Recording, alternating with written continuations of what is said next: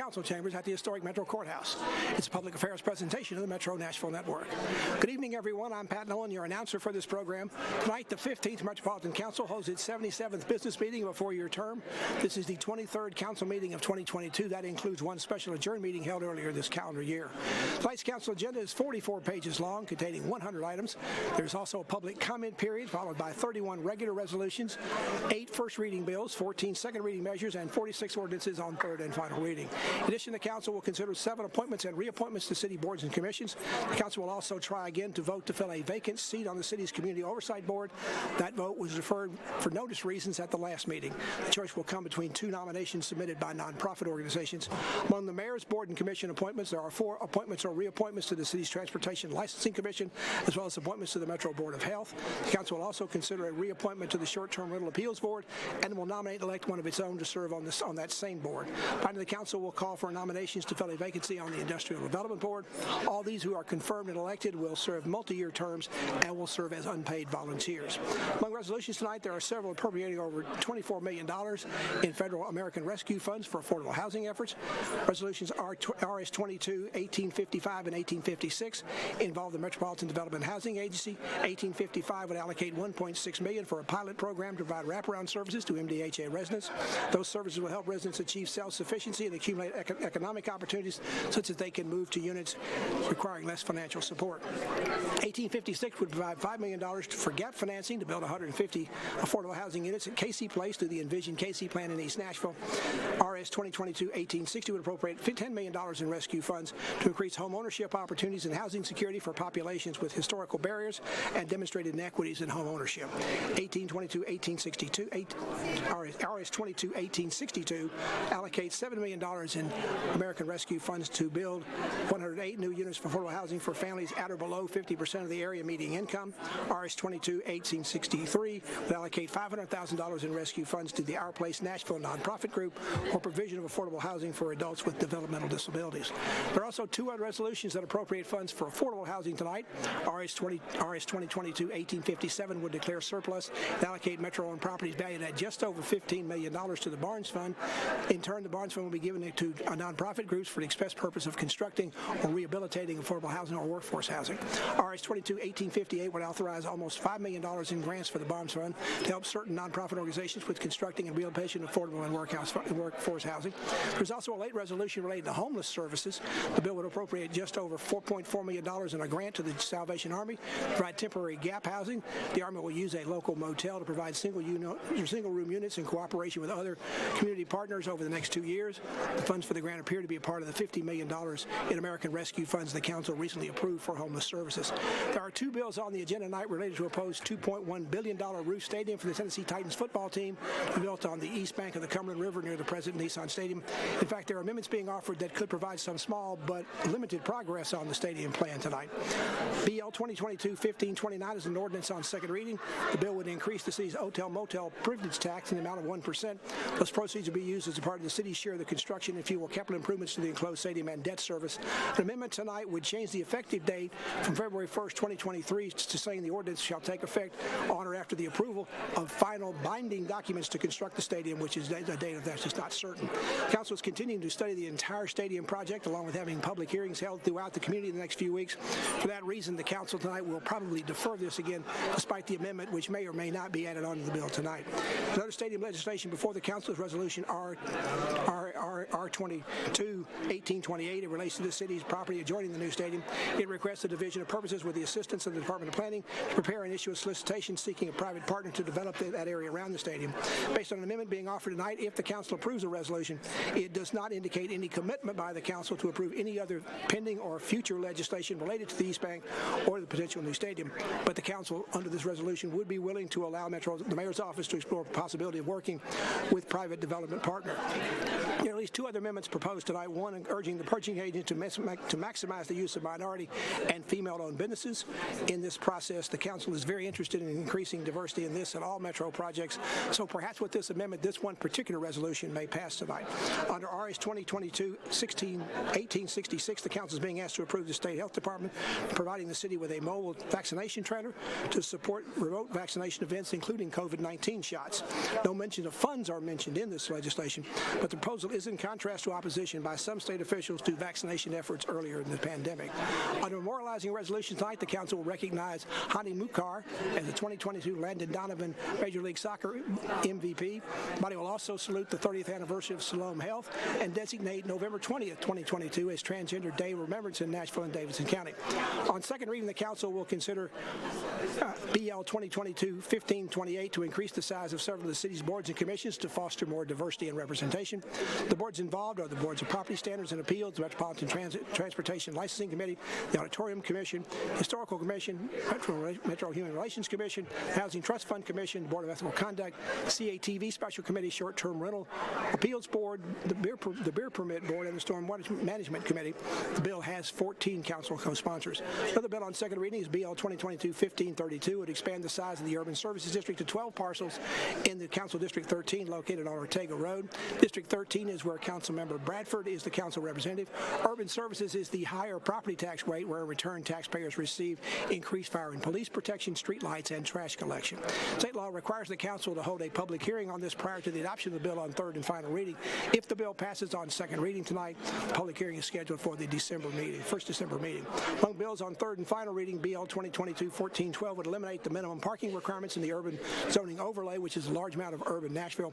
Minimum parking requirements require property owners to build and maintain a certain number of automobile parking spaces on site to be granted development permits and to operate. The Planning Commission has approved this proposal, and the council approved it on second reading on a voice vote 2 weeks now.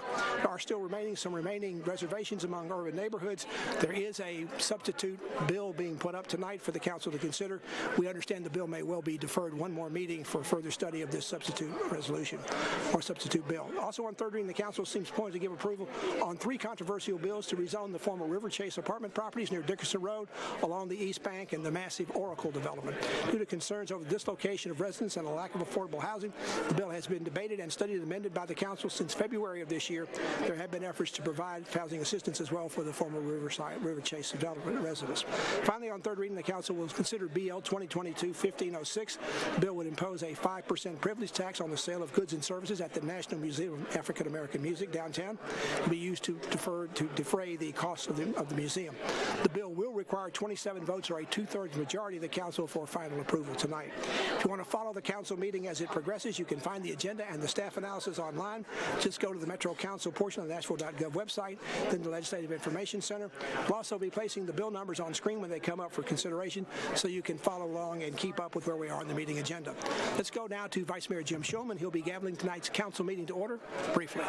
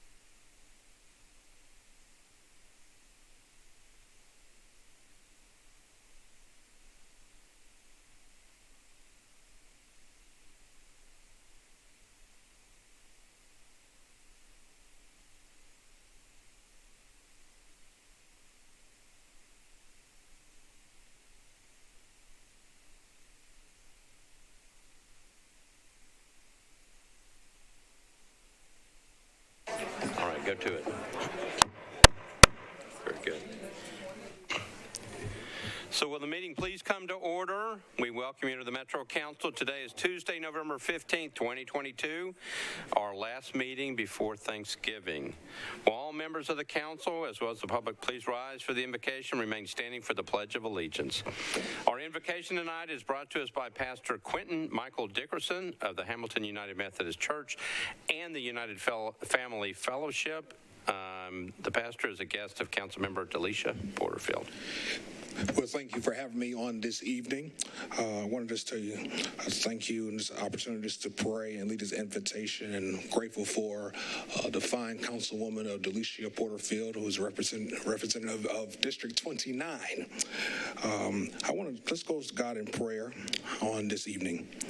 Holy One, known by many names and beyond all names, we ask your blessings on the people who have been called to lead the community in which we live and work and play.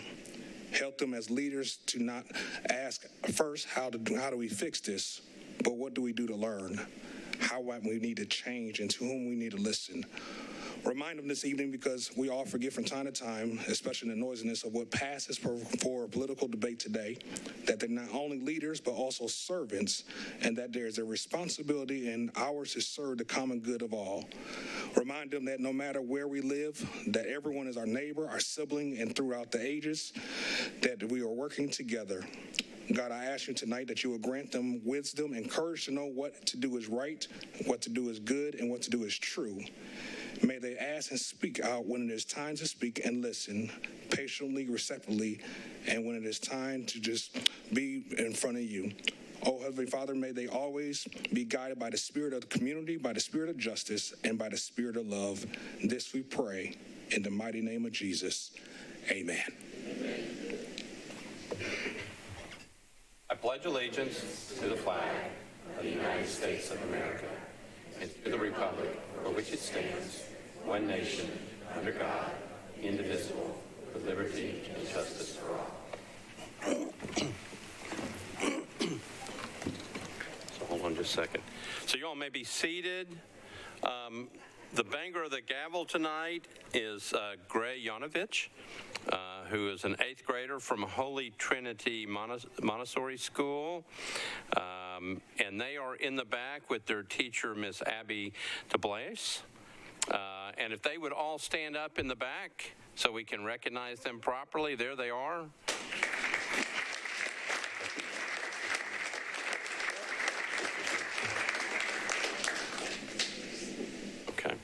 So anyway, we very much appreciate you all being here, and Mr. Yanovich behind me is very interested in government and political science, as my understanding. So we're going to make him stay through the entire meeting to watch how we proceed. All right, great. Thank you very much. I appreciate you being here. Okay. Yeah, thank you.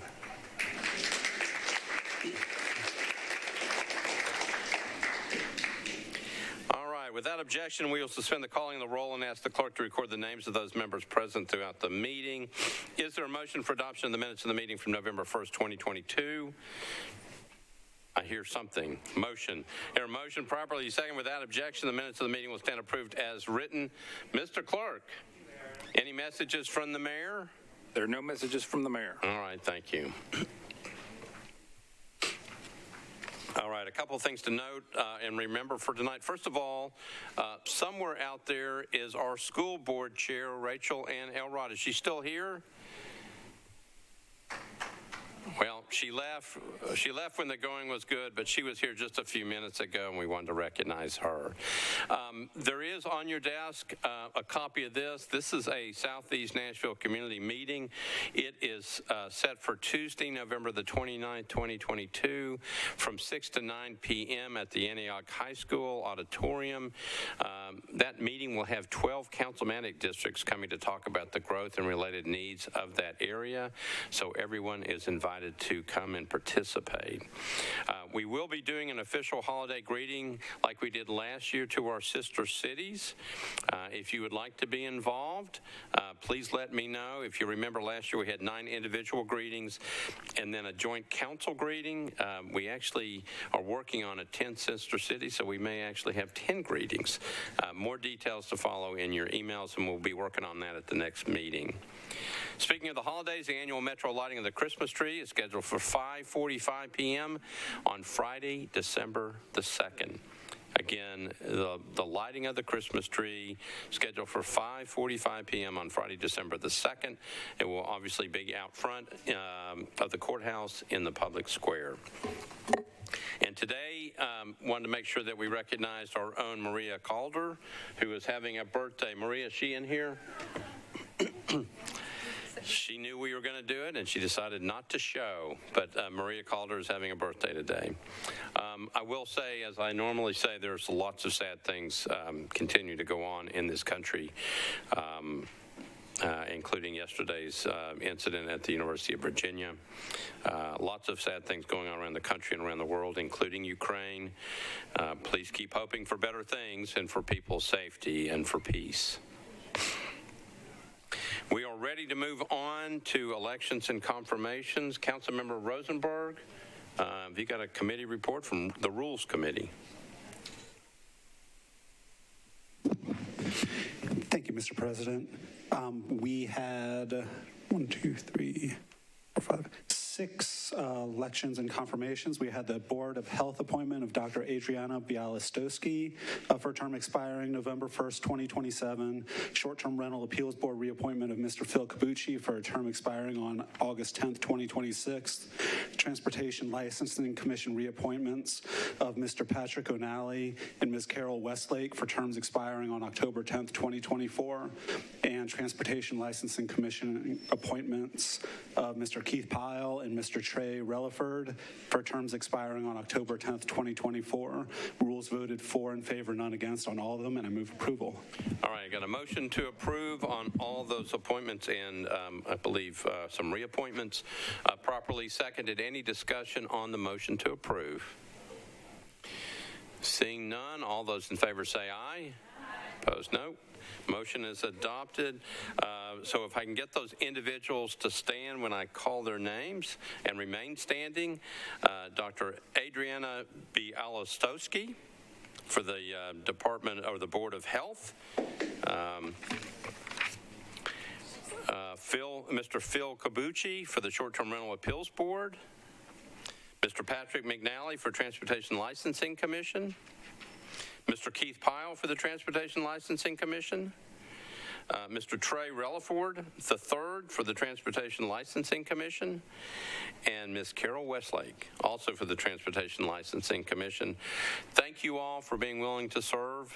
Some of you are coming back as reappointments. We very much appreciate your help on behalf of Nashville. Please join me in thanking them.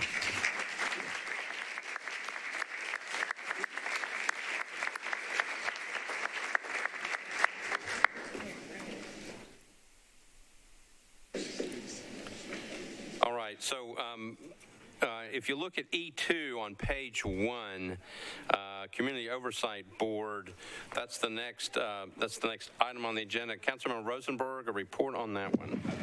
Thank you, Mr. President. For the election to fill a vacancy for a term expiring January 3rd, 31st, 2024. Two individuals were nominated by community organization nomination or private petition. Mr. James Turner, the committee found qualified, 4 in favor, none against, and the other candidate withdrew. All right, so we have one candidate for this position for the Community Oversight Board, Mr. James Turner. Is Mr. Turner here? There's Mr. Turner. All right, so we are getting ready to vote on you and just approve the nomination. Councilman Rosenberg, do you want to make the motion to approve? Thank you, Mr. Chair. Move approval. Okay, so there's a motion to approve the election of Mr. James Turner for the vacant seat on the Community Oversight Board. Properly seconded. Any discussion on the nomination? Seeing none, we're ready to vote. All those in favor say aye. Opposed, no. The motion carries. Mr. Turner, congratulations. You are now a member of the Community Oversight Board.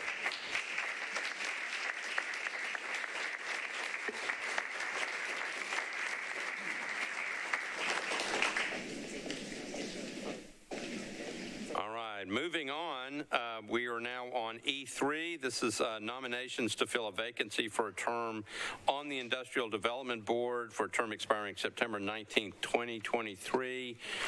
We're going to be taking nominations from the floor. We'll be voting at the next meeting. Again, these are nominations to fill a vacancy on the Industrial Development Board. Do I have nominations? Councilmember Allen. Thank you, Mr. Chair. I would like to nominate Josh Haston. Okay. Okay. Thank you, Councilmember Allen. Councilmember Stiles. Thank you, Vice Mayor. I'd like to nominate Andy Bakta. Okay. Okay. Any other nominations? Any other nominations for the position on the Industrial Development Board? All right, we've got 2 nominations. Mr. Clerk, you have the information you need? Okay, all right. So we'll have 2 nominations, and they'll fill out the information, and they'll come up, I believe, at the next council meeting for a vote, all right? We are now on E5 of the calendar, Short-Term Rental Appeals Board. This is the nomination election of a council member for a term expiring August 31st, 2023. And we're going to do that tonight. And Councilmember Evans, you're recognized. Is it an appropriate time to nominate somebody? Yes, it's appropriate. Okay, thank you. I'd like to nominate Councilman Parker. All right. I believe Councilman Parker served on that board before, which is acceptable. Anybody else?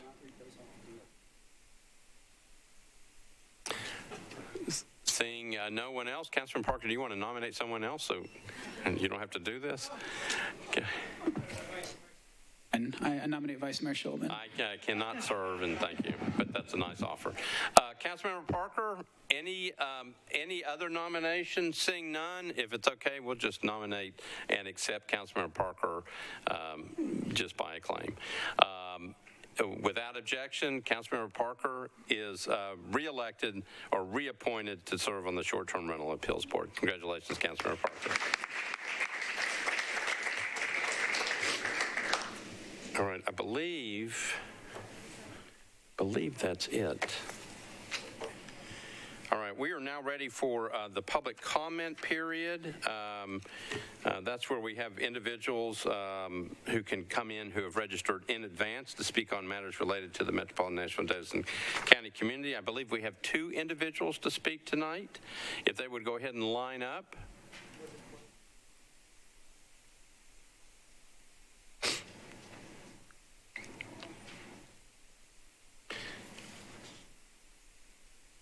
Come on up, need name and then address, and then you've got 2 minutes in which to speak. All right. Thank you, Vice Mayor. Thank you, council members, and thank you, Nashvillians. My name is Daniel Hoffman. I am a homeless resident of Nashville. There was some debate before I got here by email, depending on the constitutionality of what I can and can't say, so I really didn't have anything prepared. So I'll be as quick and brief as possible, but I'm just winging it, just so you know. I am a journalist and human and civil rights activist. I've been investigating America's social, economic, and security policies all over North America, including in Canada, where I was under the Refugee Protection Act seeking asylum for 8 months up until April 5th of this year. I have testified at state capitals and city council meetings all over the country. I've been fighting not just for the rights of people in poverty, but all citizens and taxpayers alike regarding our social programs.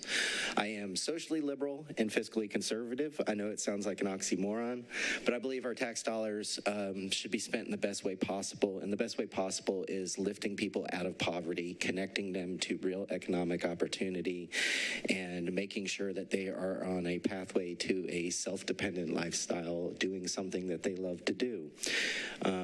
Because of that belief, I've created something called elevator economics theory, where we design our shelter systems around occupational interests. So if you're an artist or a musician or a skilled tradesman, you go into a shelter that's very similar to a trade school or small business incubator. You work on a business plan or collaborate with others on a business plan over 8 months. And if that business plan gets approved, we give you a microloan to start your own business. So we're creating small and medium-sized business owners. We're giving people in poverty hope.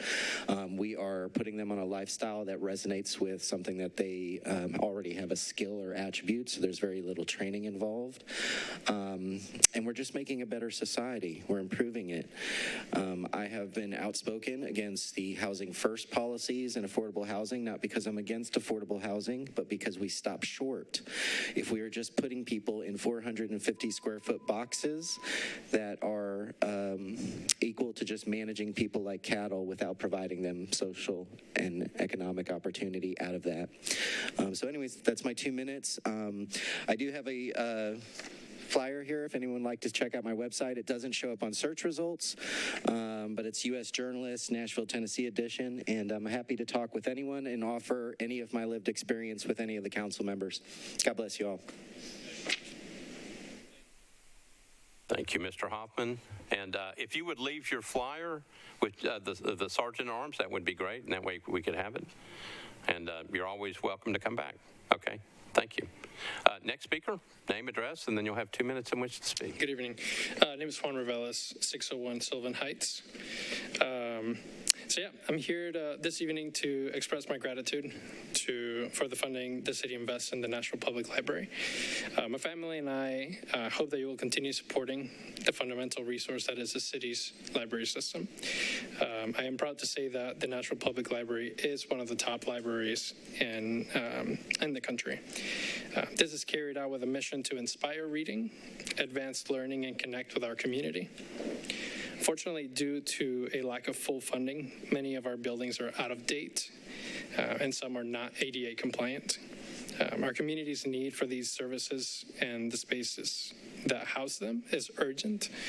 And the library is a trusted community institution, and its resources touch every neighbor and every neighborhood.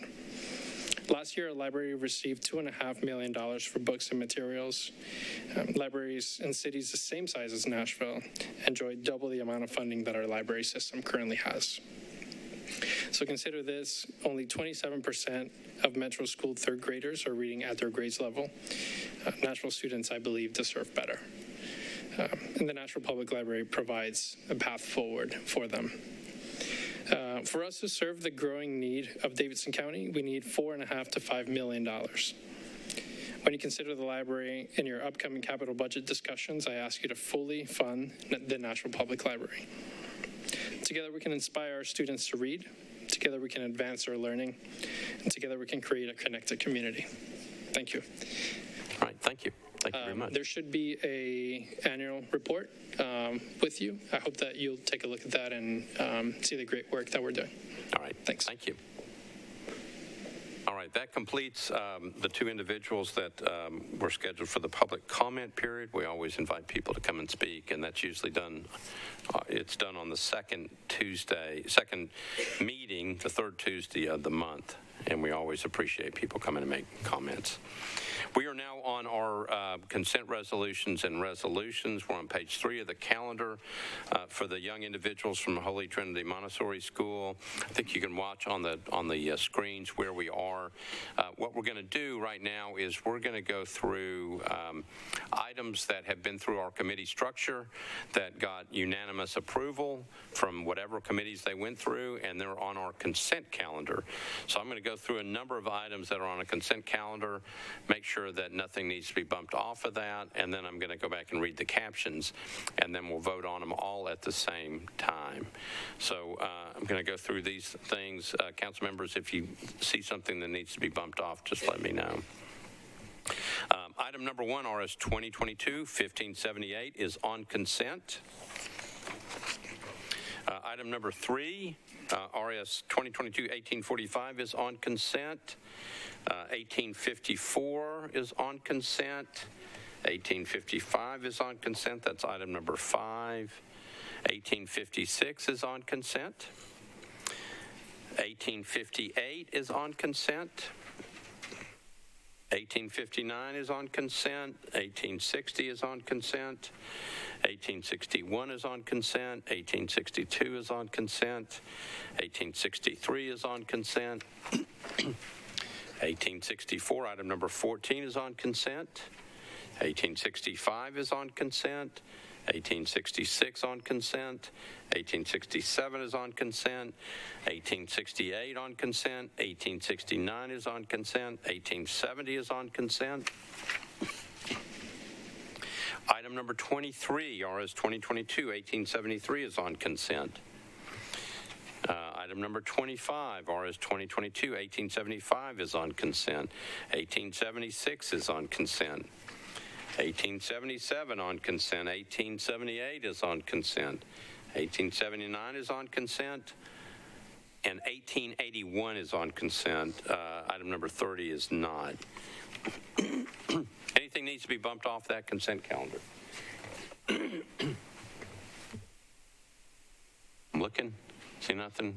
Councilmember Roten, you've got that look on your Councilmember Roten. Mr. Vice Mayor, yesterday we had 3 things that were on consent. After it was all complete, Councilmember Hurt said that she'd like those to be taken off consent, but Councilmember Hurt is not here tonight. So I'm leaving it up to you whether you want those on consent or not. Thank you. Councilmember Roten, I was told by Director Darby to take them off consent. Right? So good try. It's all right. So for the young individuals that are back there from Holy Trinity Montessori School, that individual was the chair of our budget committee. All right. That's why he stood up and did that.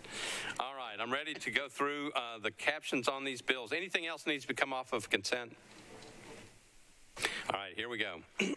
Item number 1, RS 2022-1578 by Sledge, Allen, Withers, and Young. It's a resolution approving a participation agreement between the Metropolitan Government acting through the Department of Water and Sewer Services and 1302 Pillow Street, LLC, to provide public water service improvements for Pillow Street's proposed development.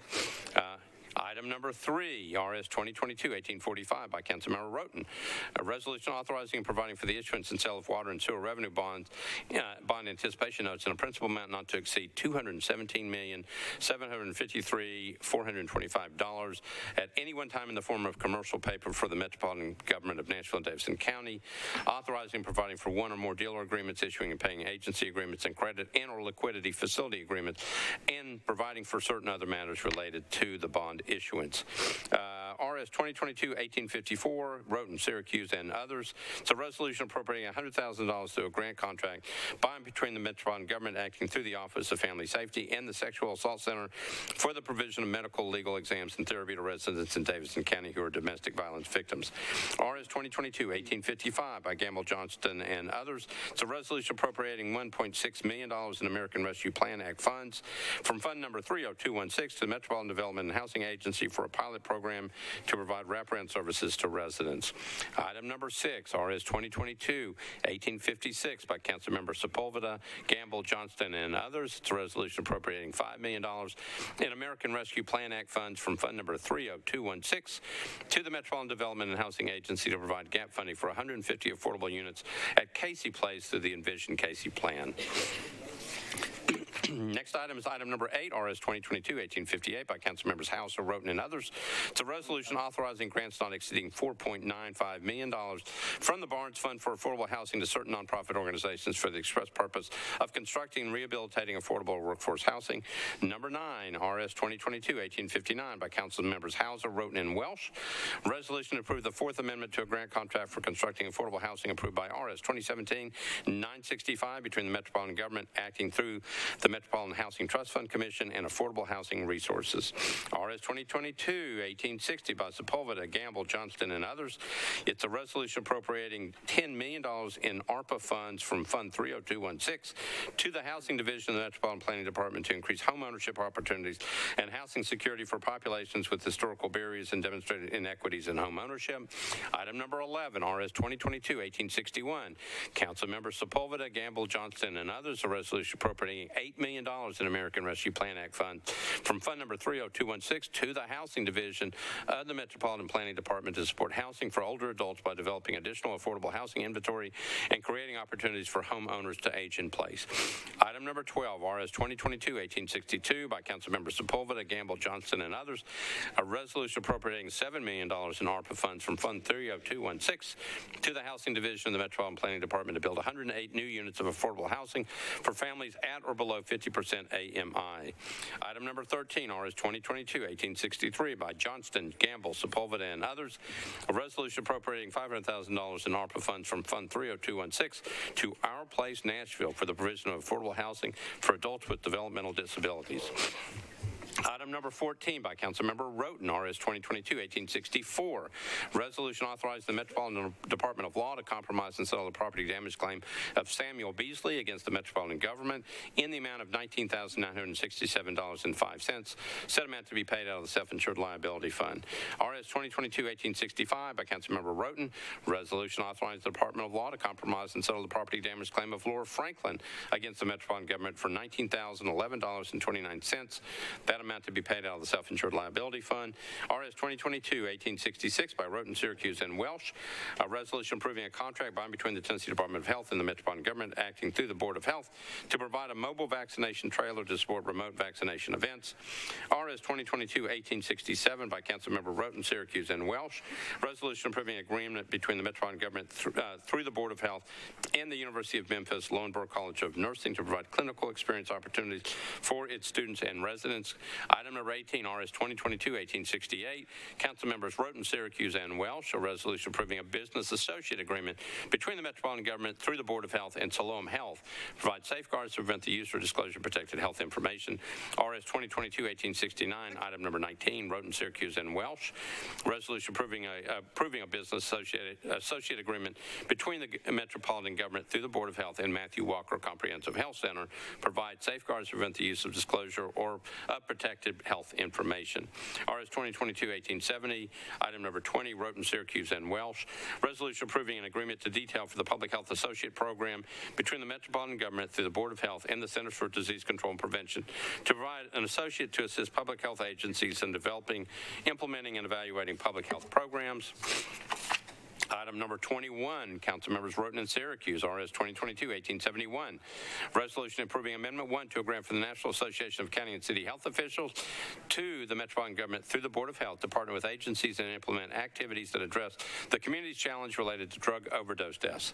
RS 2022-1873, item number 23, Roten, Syracuse, and Welsh. A resolution approving Amendment 2 to a grant from the Tennessee Department of Health to the Metropolitan Government acting by through the Metropolitan Board of Health to improve the health of the citizens of Davidson County through targeted strategies to prevent and control the use of tobacco. Item number 25, RS 2022-1875 by Councilmembers Henderson, Roten, and Hurt. A resolution accepting an in-kind grant from the Friends of Warner Park to the Metropolitan Government through the Metropolitan Board of Parks and Recreation to provide funding for the next phase of improvements in Warner Parks. Item number 26, RS 2022-1876 by Taylor, Roten, Hurt, and Allen. A resolution accepting a grant from the Centennial Park Conservancy to the Metropolitan Government through the Board of Parks and Recreation to fund the repurposing of the Croquet Clubhouse into a cafe to enhance the park visitors' experience. Item number 27, RS 2022-1877 by Councilmembers Van Reese, Withers, and Pulley. Resolution to amend ordinance number BL 2022-1267 to authorize the Metropolitan Government of Nashville and Davidson County to accept an additional sanitary sewer manhole for property located at 121 Hart Lane. Item number 28 by Councilmember Roten, RS 2022-1878. Resolution authorizing the Metropolitan Department of Law compromise and settle a property damage claim of Lucinda Fields against the Metropolitan Government of Nashville and Davidson County in the amount of $11,500. That amount to be paid out of the Self-Insured Liability Fund. Item number 29, RS 2022-1879, Sawara and Sledge, a resolution recognizing Hani Mukhtar as the 2022 Landon Donovan Major League Soccer MVP. I hope I said his name right. And item number 31, RS 2022-1881 by Withers, Benedict Young, and others, a resolution recognizing November 20th, 2022 as Transgender Day of Remembrance in Nashville and Davidson County, Tennessee. Those are the items on the consent calendar. Anything needs to be bumped off? Councilmember Sledge. I apologize, I missed the number. The resolution for Hani Mukhtar, could we bump it off just for the purposes of getting that on it? Did I say his name correctly? You said it perfectly. Great. What? I heard it perfectly from you, Vice Mayor. So. All right. Because I wasn't going to bump it off the calendar if somebody said I did it wrong. All right. All right. So we're going to bump off item number 29, RS 2022-1879. All right. Anything else needs to be bumped off? All right. We're going to go back. For those in the audience that understand what we're doing, those are items on the consent agenda. We read the captions of the bill, and now we have to go back and ask for committee reports to make sure that we have the right committee reports in. And then once we do that, then we'll have a motion on all those bills at one time. So, Councilmember Hauser, I'm going to you first for affordable housing. On Bill RS 2022-1855, we approved 9 for, 0 against, 0 abstentions. On 1856, we approved 9 for, 0 against, 0 abstentions. On 1858, we approved 9 for, 0 against, 0 abstentions. On 1859, we approved 9 for, 0 against, 0 abstentions. On 1860, we approved 9 for, 0 against, 0 abstentions. And on 1861, we approved 9 for, 0 against, 0 abstentions. 1862, 9 for, 0 against, 0 abstentions. And 1863, 9 for, 0 against, 0 abstentions. All right. Thank you, Councilmember Hauser. Councilmember Roden, Budget and Finance. Thank you, Mr. Vice Mayor. Budget and Finance approved all these, 14 in favor, 0 against, 1578, 1854, 55, 56, 58, 59, 60, 61, 62, 63, 64, 65, 66, 67, 68, 69, 70, 73, 75, 76, and 78. All right. Councilmember Druffel, Human Services. Human Services approved 1855, 6-4, 0 against, no abstaining. Thank you. Right. Thank you. Councilmember Withers, Planning and Zoning. Thank you, Mr. Vice Mayor. Planning and Zoning considered RS 2022-1578 and RS 2022-1877, and we recommended approval of both of those, 7-4, 0 against, 0 abstentions. Okay. All right. Public Facilities, who's got that committee report? Councilmember Bradford. Public Facilities, Arts and Culture, on all items on consent were 5 in favor, none against. Okay. Public Health, Councilmember Syracuse. Thank you, Vice Mayor. Public Health and Safety considered 1854, 1866, 1867, 1868, 1869, 1870, 1871, 1872, 1873, and 1874. Passed 6 in favor, 0 against. Thank you. All right. Thank you. Councilmember Rosenberg, Rules and Confirmations. Thank you, Mr. President. On 1881, rules voted 4 in favor, none against. All right. Thank you. And bring it home, Councilmember Pulley, Transportation. Thank you, Mr. Vice Mayor. Transportation recommended approval of RS 2022-1578 and 1877, 9 in favor, 0 against. And with that, I move approval of the consent agenda. All right. So Councilmember Pulley has moved approval of the consent agenda, properly seconded. Any discussions on the consent agenda? Seeing none, we're ready to vote. All those in favor say aye. Opposed, no. The consent agenda passes. All right, let's go back and pick up the bills that are not on consent. The first item up is item number 2, RS 2022-1828 by Councilmember Withers, Roten, and Hurt. Resolution requesting the Division of Purchases with the assistance of the Department of Planning to issue a solicitation for development of portions of the Nissan Stadium campus. Councilmember Withers, you're recognized on your resolution. Thank you, Mr. Vice Mayor. I know we do have 3 amendments for this one, but I'd like to move the resolution. Okay, you move the resolution. Let's get some committee reports in. Budget and Finance, Councilmember Roden, you're recognized. Thank you, Mr. Vice Mayor. Budget and Finance considered 1828. We approved 14-0. There were 3 amendments. Amendment 1, Amendment 2, and Amendment 3 were also all approved, 14 in favor, 0 against. All right, thank you. Public Facilities, Councilmember Bradford. Thank you, Vice Mayor. We considered the resolution as well as all three amendments. All three amendments we approved, 5 in favor, none against, and the resolution as amended, 5 in favor, none against. All right, thank you. Planning and Zoning, Councilmember Withers, back to you. That's me. Planning and Zoning recommended approval of all three of the amendments, 7-4, 0 against, 0 not voting, and of the resolution with all three amendments, 7 in favor, 0 against, 0 not voting. Okay. All right. So, Councilmember Withers, you've moved passage of Resolution RS 2022-1828, properly seconded. Back to you. Thank you. I would like to, should we take the amendments separately or all three together? Let's take them separately. Okay. And let's take them in the order in which they've been filed. Right, understood. I would like to move Amendment 1 that was offered by Councilmember Mendez. All right, so Councilmember Withers has moved Amendment number 1 to the resolution, properly seconded. Back to you for an explanation of the amendment. Or Director Darby can do it. I'll defer to Director Darby for that one, please.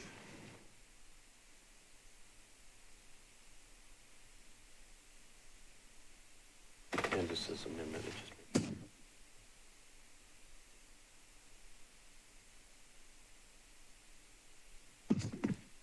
Mr. Vice Mayor, I believe I can provide a quick summary if you need one. But all right, I just was looking that up. This is the amendment that essentially states that the passage of this resolution does not bind the council to any future passage of legislation related to this. So, your button is pushed. I don't know if it's working. Okay. Move closer and see if that works. Really close to the microphone. This is the resolution. So the amendment would state that the passage of this resolution does not bind the council to the passage of any future legislation items that relate to the stadium. Okay. You've heard an explanation of the amendment. Councilor Withers. And I renew my motion to adopt that Amendment 1. Withers has renewed his motion to pass Amendment number 1 to the resolution. Again, it was properly seconded. Any discussion on the amendment? Councilmember Johnston, you're recognized. On the resolution as amended. Oh, later. Okay. All right. All right. So we're on Amendment number 1. Any discussion on Amendment number 1? All right, seeing none, we're voting on Amendment number 1. All those in favor of the First Amendment say aye. Aye. Opposed, no. Amendment number 1 passes. Councilor Withers, you're on Amendment number 2. Thank you, Mr. Vice Mayor. I would like to move Amendment number 2, which was offered by Councilmember Allen. All right. So Councilor Withers has moved Amendment number 2, properly seconded by Councilmember Allen. Back to you for an explanation of the amendment. Or I can go to Councilmember Allen. Yes, I'd like to recognize Councilmember Allen. All right. Councilmember Allen, you're recognized. Thank you, Mr. Vice Mayor. This amendment just makes a reference to the Imagine East Bank Vision Plan that just gives some more specificity to the community values that were brought forth in that process so that it will provide guidance to procurement as they put together this RFP for development, just to ensure that things like affordable housing and parks and things like that are generally referenced in this resolution, it just provides more detail on that. So I would ask for support. All right. Councilor Withers. I really appreciate my colleague offering that amendment, especially after all the work that we did, and appreciate Councilmember Allen in particular working with us on the affordable housing task force piece that guides some of those recommendations. So with that, I renew my request to adopt Amendment 2. Okay, we're on Amendment number 2. The motion is to approve. Again, properly seconded. Discussion on Amendment number 2. Councilmember O'Connell, you're recognized. Okay. All right. Anybody on Amendment number 2? Seeing none, we're ready to vote. All those in favor of Amendment number 2 say aye. Aye. Aye. Opposed, no. Amendment number 2 passes. Councilmember Withers, you're recognized again. Thank you so much, Mr. Vice Mayor. I would like to move Amendment number 3 on behalf of Councilmember Hurt. Okay. So Councilmember Withers is moving Amendment number 3, properly seconded. Back to you for an explanation. Could I defer to Director Darby for an explanation? Darby. Yes, this amendment would require that the solicitation, to the fullest extent allowed by law, consider minority and women-owned business enterprises. Okay. Councilmember Withers? Thank you so much, Mr. Vice Mayor. With that explanation, I'd like to renew my motion to adopt amendment number 3. All right, so I've got Councilmember Withers moving to adopt amendment number 3, properly seconded. Any discussion on amendment number 3? Seeing none, all those in favor of amendment number 3 say aye. Aye. Opposed, no. Amendment number 3 goes on. So we've got all 3 amendments on. Councilmember Withers, you're on RS 2022-1828 as amended, with 3 amendments on it. You're recognized. Thank you so much, Mr. Vice Mayor. I'd like to move adoption of Resolution RS 2022-1828 with the 3 amendments that were just discussed. Okay, so I've got a motion to approve with all 3 amendments on, properly seconded. Can you give a quick explanation, because we do have a lot of these young people still here. What is this? This is has some importance to what's going on with the stadium. So if you would, you need to explain, particularly with Councilmember Mendez's amendment, what it means. But can you give a quick explanation of what this is? Sure, I'd be happy to do that. This really pertains to the area of land that Metro owns that is outside of the actual stadium. So this pertains to how the land that Metro owns would be developed, which we hope would include park space, multimodal transportation infrastructure, and most importantly, housing.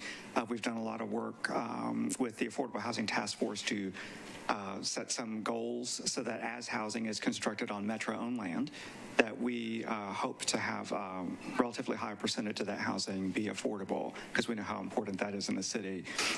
Having said that, Metro government doesn't necessarily, we ourselves don't necessarily build housing, for instance. And so what this resolution does is it sets up a procurement process by which the Metro Planning Department would take a lot of that community feedback from the East Bank Vision Plan that was recently adopted, would sort of send that out to the development community and ask for proposals from the development community, who does have that expertise, to guide us about how best to achieve those city goals. Okay. Thank you for the explanation. All right, so I got a motion to approve, properly seconded. Councilmember Johnston, you're recognized. Thank you. I just wanted to take the opportunity for the viewing audience, and there's been a lot of discussion around the Titan Stadium and what we're going to do about it. And so there were some concerns about passing this, and I just wanted to put it at ease. I think Councilman Mendez's amendment addressed it, where this is a necessary part of finding out what our true costs are going to be from an infrastructure perspective and within the development. So we have to have that development partner to answer those questions, which is a huge part of what are we going to be liable for, but it does not obligate, and I want to make that very clear, and Councilman Mendez did make that clear, but I wanted to articulate it verbally. It does not obligate us to move forward in any fashion in building the new stadium or doing anything. It's just a necessary step in learning and being more educated from a holistic perspective about the costs of the development around there. So I'm in favor, obviously, and thanks everyone for all their hard work on it. All right, thank you, Councilmember Johnston. Councilmember O'Connell. Thank you, Mr. President. For similar reasons, I wanted to speak to the resolution as amended with Councilmember Allen's amendment. And here what I want to get to is, the area in question that Councilmember Withers referred to, this is public land, and Councilmember Allen's amendment gets us into consideration of the East Bank. And so one of the keys here is the affordable housing component. So I'm just going to put on the record, because nothing else about this. I mean, the Second Amendment does put this in the realm of at least considering the East Bank Vision Plan, but one of the key elements of this is the acknowledgement that this is Metro-owned land. So the benchmarks established in the East Bank Vision Plan say explicitly, for the first phase of development on the East Bank, the benchmarks for the Metro-owned land dictate that at least 20% of units target households earning between 61 to 80% of AMI and at least 40% of units target households at or below 60% of AMI. So I just want to make sure that that is on the record as we go out to a development agreement about this, that there are expectations set in this vision plan that are very clear about affordable housing, and we're not yet there with the clarity in going out to market on this. And I hope that by the time we get to a contract on it, we have much more clarity. Thank you. All right. Thank you, Councilmember O'Connell. Anybody else on the resolution? Okay, clears the queue. We're back to Councilmember Withers' motion to approve RS 2022-1828 as amended, 3 amendments. It was properly seconded. Again, any discussion? Any remaining discussion? All right, seeing none, we're ready to vote. All those in favor of RS 2022-1828 as amended for passage, say aye. Opposed, no. Resolution passes. We are now on item number 7, RS 2022-1857 by Council Members Roten, Withers, Welsh, and others. It's a resolution declaring surplus and authorizing the conveyance of real property to certain nonprofit organizations and authorizing grants not exceeding $15,045,144 from the Barnes Fund for Affordable Housing to certain nonprofit organizations selected for the express purpose of constructing, rehabilitating affordable or workforce housing. Councilmember Roten, you are recognized on the resolution. Thank you, Mr. Vice Mayor. You've got some committee reports, too. That's what I was going to ask about. The Budget and Finance was 13 in favor, 0 against, with 1 abstention.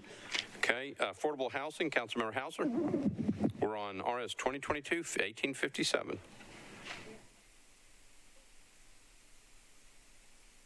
You might want to pick up your microphone. There you go. We approve 7-4, 0 against, 2 abstaining. Okay, thank you. Councilmember Withers, Planning and Zoning. Thank you, Mr. Vice Mayor. Planning and Zoning recommended approval, 7 in favor, 0 against, 0 abstention. Okay. Back to you, Councilmember Roten. Move approval. Okay, got a motion to approve RS 2022-1857 for passage, properly seconded. Any discussion on the resolution? Councilmember Johnston.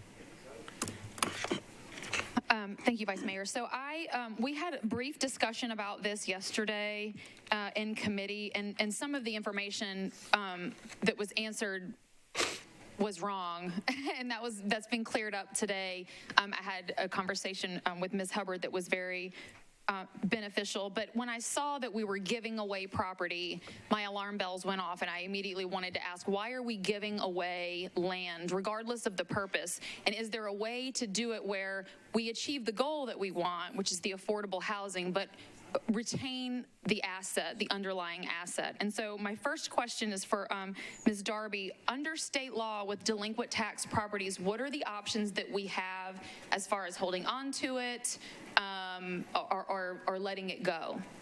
So state law requires that when the county brings in the property for the delinquent taxes, that we are obligated to try to sell it, get it back on the tax rolls as quickly as possible.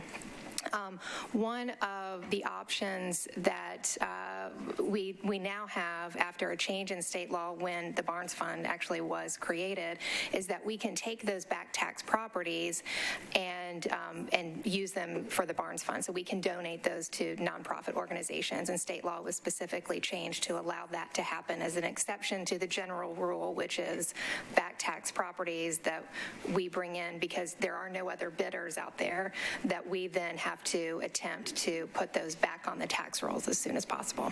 Do we not also have the ability, as far as a third option, to hold on to that for within other Metro departments, having sort of like a first right of refusal? We should not have that opportunity. There is one other option under state law, and that is if we bring in back tax parcels and it's determined that it's advantageous to build up some land and accumulate some contiguous parcels so that it's more marketable to sell that property at a later date, we're allowed to do that, but state law limits us from holding that property longer than 5 years. Okay, and I appreciate that. And so this is sort of what we've always done, but I think it also makes me want to have a broader conversation about how we handle our real estate, regardless of how we receive it, whether it's delinquent tax or whatever. And so I've talked with Ms. Hubbard, and I think we're on the same page. She's, and this is not against her because she has inherited this, and she's only been in this role for a brief amount of time, and I think she's doing a great job. But I just want everyone to really pay attention to what we do with our land. What is highest and best use? Are we giving it away? Are we doing what we should be doing with the real estate that Metro owns, meaning the taxpayers own? And we don't have a department to do that, to manage our real estate, and I think that's necessary in a city our size. In 2022, we should have a department dedicated to managing our real estate, how it comes in, how it goes out, how it's appraised, all those different things. So I think we're on the right track, but it was a good conversation starter. So thanks for indulging me. All right, thank you, Council Member. Anybody else on the resolution? All right, we are on RS 2022-1857. The motion is to approve. It was properly seconded. Any other discussion? All right, we are ready to vote. All those in favor say aye. Aye. Opposed, no. Abstentions. Councilmember Hauser, I think you're abstaining. Okay, anybody else abstaining on this one? Councilmember Hauser? I don't see Mendez at his seat, but he also abstained in committee. Okay, he's not here, so it won't be recorded. Councilmember Hauser, anybody else abstaining on this one? Okay, it'll be noted that Councilmember Hauser abstained. All right, RS 2022-1857 passes. We are now on item number 21, RS 2022-1871, by Council Members Roten and Syracuse. It's a resolution approving Amendment 1 to a grant from the National Association of County and City Health Officials to the Metropolitan Government through the Board of Health to partner with agencies and implement activities that address the community's challenges related to drug overdose deaths. Councilman Roten, you're recognized. Thank you, Mr. Vice Mayor. Budget and Finance approved, 13 in favor, 0 against, with 1 abstention. All right, Councilmember Syracuse, Public Health. Thank you, Vice Mayor. Public Health and Safety voted 6 in favor, 0 against. All right, back to you, Councilman Roten. Move approval. Okay, got a motion to approve, properly seconded. Any discussion on the resolution? Seeing none, all those we're ready to vote. All those in favor say aye. Opposed, no. Any abstentions? Good.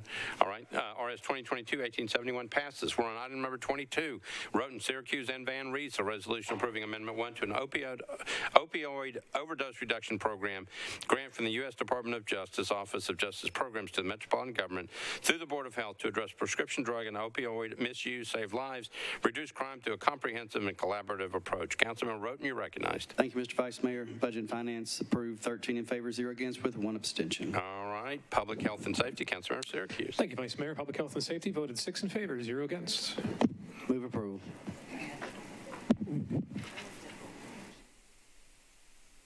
Okay. All right. The motion is to approve, properly seconded. Any discussion on RS 2022-1872? Seeing none, ready to vote. All those in favor say aye. Opposed, no. You adopt. We're on item number 24, RS 2022-1874, by Council Members Roten, Syracuse, Welsh, and Bradford. Resolution approving Amendments 2 and 3 to a grant from the U.S. Department of Health and Human Services to the Metropolitan Government through the Board of Health to provide for the prevention, surveillance, diagnosis, and treatment of HIV/AIDS and to administer a minority AIDS initiative program. Councilmember Roten, you're recognized on the resolution. Thank you, Mr. Vice Mayor. Budget and Finance approved, 13 in favor, 0 against, with 1 abstention. All right, Public Health and Safety, Councilmember Syracuse. Thank you, Vice Mayor. Public Health and Safety passed 6 in favor, 0 against. All right, Councilmember Roten. Move approval. All right, the motion is to approve, properly seconded. Any discussion on the resolution? Seeing none, we're ready to vote. All those in favor say aye. Opposed, no. You adopt.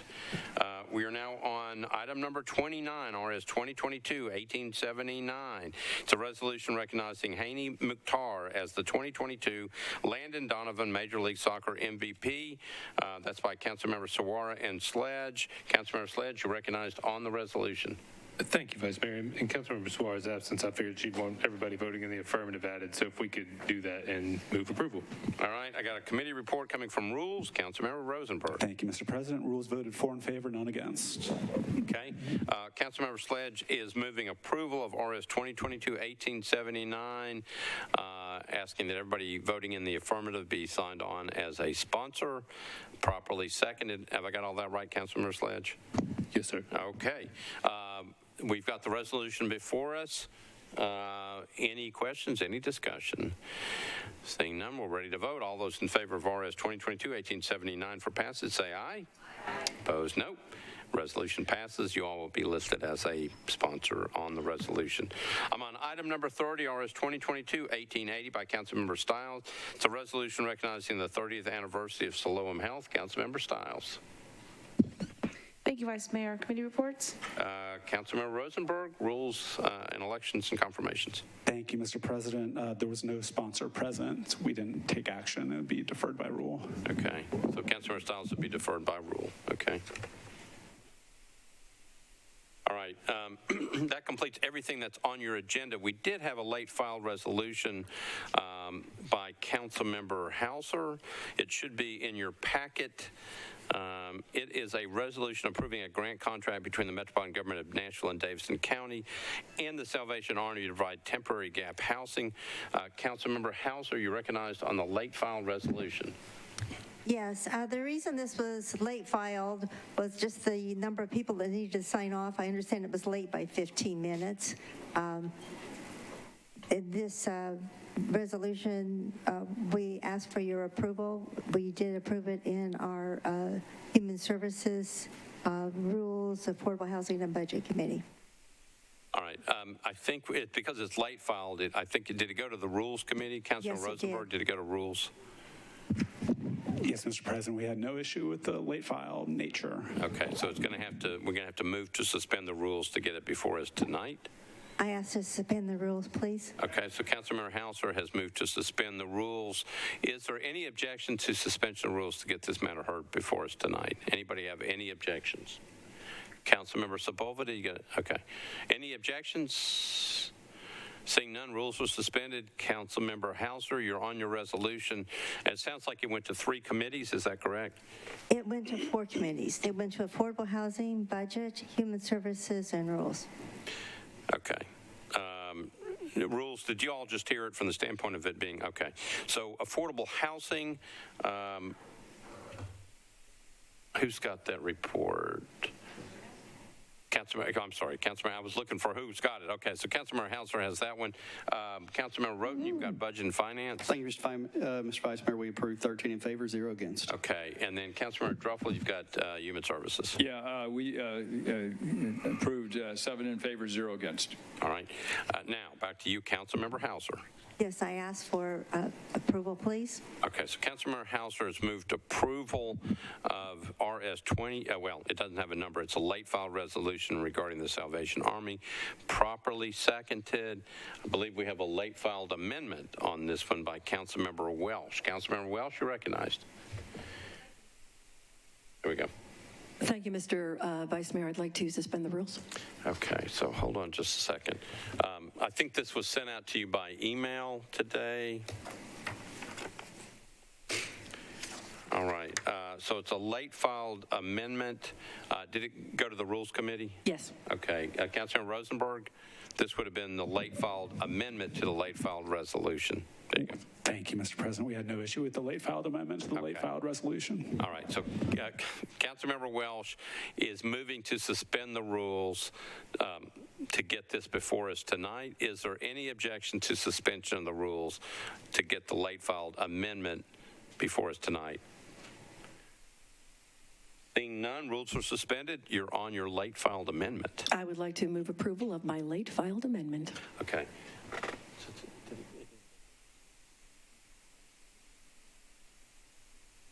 Count. Okay. All right. So Councilmember Welsh has moved to for approval of the late filed amendment to the late filed resolution. Properly seconded. Back to you for an explanation of the amendment. This amendment simply adds a line to the contract between Metro government and the Salvation Army and other saying that we will be going through the coordinated entry process as we choose and deal with people who we are going to be housing. That was something that throughout all our discussions of this ARP money and funding was something that we were assured was going to happen, and so I'd just like that to be in the contract. Okay, so you've heard an explanation of the amendment. Questions on the amendment? Councilmember O'Connell, you're recognized. Thank you, Mr. President. As a long-serving member of first the Homelessness Commission and the Homelessness Planning Council, I did want to make sure that people are aware coordinated entry is basically an equitable approach to prioritization of people who are seeking services from the standpoint of, and housing from the standpoint of being unhoused, and it's a pretty critical element of our HUD funding mechanism. So I do think this is a good and important amendment, and support it and encourage colleagues to. Thank you. All right, thank you, Councilmember O'Connell. Councilmember Druffel, did this amendment get to you all? Yes. It did. Okay, so Councilmember Druffel, Human Services. Yeah, Chair, we approve 7 in favor, 0 against, no abstentions. Okay, thank you. All right, so any other comments on the amendment? Okay, you've got a motion to approve by Councilmember Welsh, a late-filed amendment to the late-file resolution. It has been properly seconded. Anybody else for discussion? Okay, we're voting on the amendment. All those in favor of the amendment say aye. Opposed, no. Amendment's adopted. Now, Councilmember Hauser, you are on your late-filed resolution as amended. To approve the late file resolution as amended. Okay, so Councilmember Hauser has moved the late filed resolution as amended for passage, properly seconded. Any discussion on the late filed resolution? Seeing none, we're ready to vote. All those in favor of the late file resolution as amended say aye. Opposed, no. Resolution passes. Thank you. That was a little complicated. Thank you all for hanging with us. All right, we are now on bills on introduction and first reading. Anything needs to be bumped off of this? Seeing none, we'll take them all at the same time. For bills, we have to pass them on 3 readings. This is the first time they've been filed, so we're passing them all at the same time, and then they go to committees on the second reading. So I need a motion to... Councilmember Hancock wants to bump item number 32. Okay. All right, so we'll bump that one. Everything else stays on the consent count, well, on the passage of bills on introduction and first reading. Anything else needs to be bumped off? Seeing none, Councilmember Young, I need a motion to approve all bills on introduction and first reading. I move it. He's got a motion. And Councilmember Hager seconds it. Any questions, any discussion? Seeing none, all those in favor say aye. Aye. Opposed, no. Bills on introduction, first reading, all passed. The one we bumped off was item number 32. It's Bill 2022-1571 by Councilmember Stiles. It's an ordinance to amend Title 8 of the Metropolitan Code of Laws relative to animals. Councilmember Stiles, you're recognized on your bill. Thank you, Vice Mayor. Sorry, I'm blanking right now. You need to move the bill for passage on first reading. Yes, I'd like to move the bill for approval, please. Okay, so I've got a motion to approve the bill on first reading, properly seconded. Back to you for a basic explanation of what the bill does. Thank you, Vice Mayor. So earlier this year, we looked at Title 8 relative to animals and looking at dangerous dogs being able to hold owners accountable. And so we have met for the last 5 months with an advisory board from different organizations, animal groups across the city to really revamp all of Title VIII.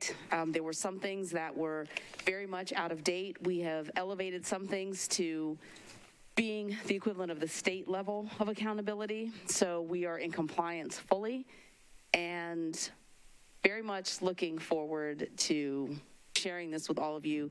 Everyone is in agreement and excited about the changes that we've made. All right. So Councilmember Stiles has moved for passage on first reading, properly seconded. Councilmember Hancock, you're recognized. Hi, I was just hoping that considering all of the community meetings were advertised as District 32 community meetings in our newsletter and not all constituents across the county subscribe to the District 32 newsletter, I was hoping that we could have a public hearing on this bill. All right. so what you would need to do is move that we have a public I would hearing like to move that we have a public hearing on this bill. Okay, we're going to check the rules. So that is a proper motion. It is Rule 28. Says members of the public may address the council in a public hearing format regarding a specific resolution or ordinance when a public hearing is not otherwise required by law. So public hearing is not required on this one. So you can move that. If the council approves the council member's motion by a 2/3 vote of the council members present at such meeting to allow members of the public to address the council, such motion shall specify the subsequent meeting in which the public hearing is to take place. So Councilmember Hancock, you would need to specify which meeting you want that to be heard. And are the public hearings typically the first meeting of the month? Public hearings on zoning bills are always the first.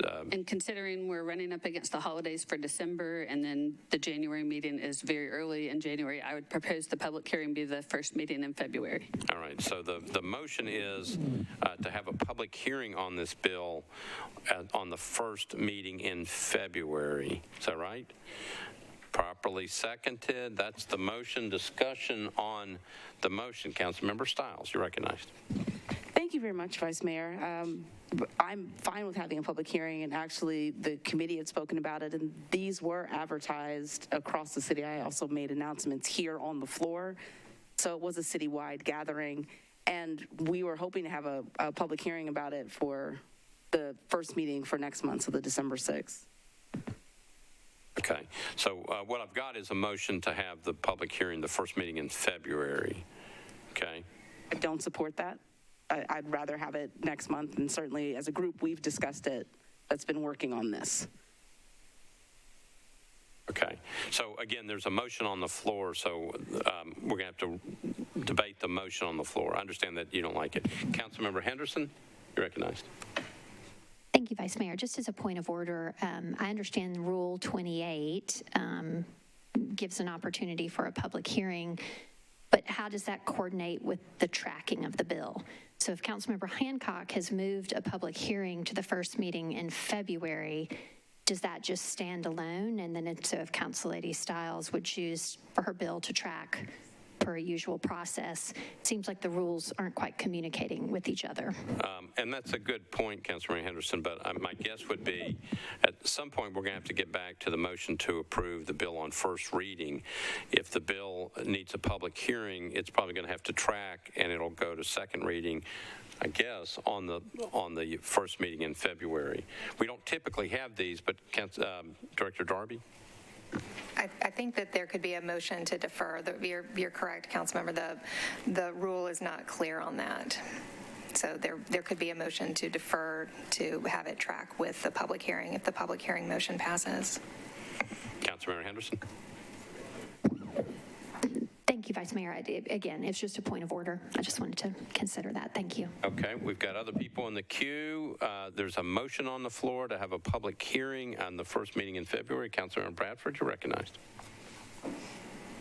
I'll wait till we talk about deferral. About the deferral? Come back to me. Okay, all right. Councilmember Benedict. Thank you, Vice Mayor. I guess in regards to the public hearing, I would ask that that we vote against that right now, but that we let this bill track on first reading, and then when it's on second reading, that's an appropriate time that typically in this body that we review the bills and we make motions like that and potentially to defer it at that time. So with that in mind, I would ask that the body vote against setting a public hearing date tonight. Thank you. Okay, thank you. Councilmember Gamble. Thank you, Vice Mayor. I would also rise in opposition to a deferral until or to a public hearing in February. I do have a question. Because this is not a zoning bill, could it be on a public hearing that is a second meeting? Yeah, I don't see why not. Yeah. Okay. So again, I don't support the deferral until February. I know or the public hearing in February, and ask that the council allow, as our colleague, Councilmember Benedict has said, passage on first reading with the idea of a public hearing, either the first meeting in December or second meeting in December at the latest. But I know we're on the motion for the hearing in February, and I'd like to speak in opposition to that. Okay, all right, got it. Okay, so let me tell you where we are. The bill hasn't passed first reading yet, but there is a motion to have a public hearing on this bill, on BL 2022-1571. The motion made by Councilmember Hancock is to have a public hearing on this bill on the first meeting in February. That's what we've got before us. Anybody else in the queue on this one?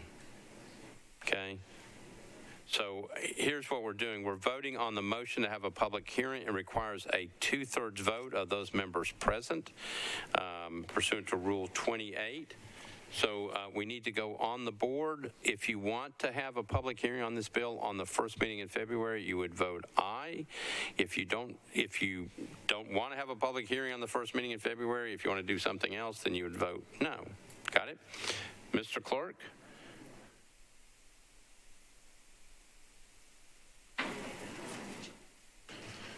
Ready? All right, so it's a motion to hold a public hearing at the first meeting in February. It's Councilmember Hancock's motion. If you're for that, you'd vote aye. If you're against it, you'd vote no. Mr. Clerk, open up the machines.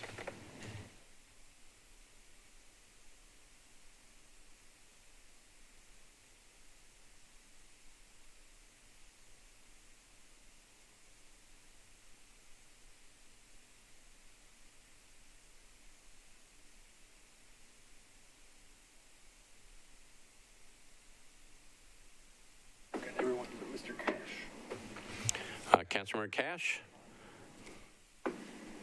We don't have your vote in. Okay. All right, everybody in? Mr. Clerk, close the machines, take the vote.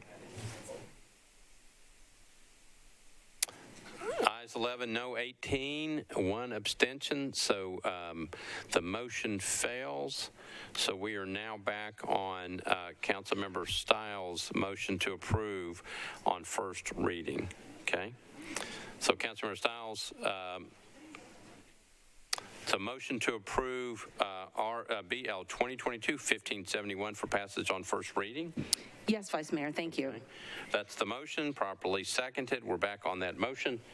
Councilmember Parker, you're recognized. Never mind, Vice Mayor. Okay. All right. Anybody else? On a motion to approve this one particular bill for introduction and first reading, seeing nobody else in the queue, all those in favor say aye. Opposed, no. The bill passes on first reading. Okay. All right. That takes care of all bills on first reading. We are now on bills on second reading. There are several bills on the consent agenda. Let me go through those. Item number 43, BL 2022-1532 is on consent. 1534, item 45 is on consent. 1536, item 47 is on consent. 1537 is on consent. 1538 is on consent. 1539 is on consent. 1540 is on consent. 1541 is on consent. And 1542 is on consent. Anything needs to be bumped off that calendar?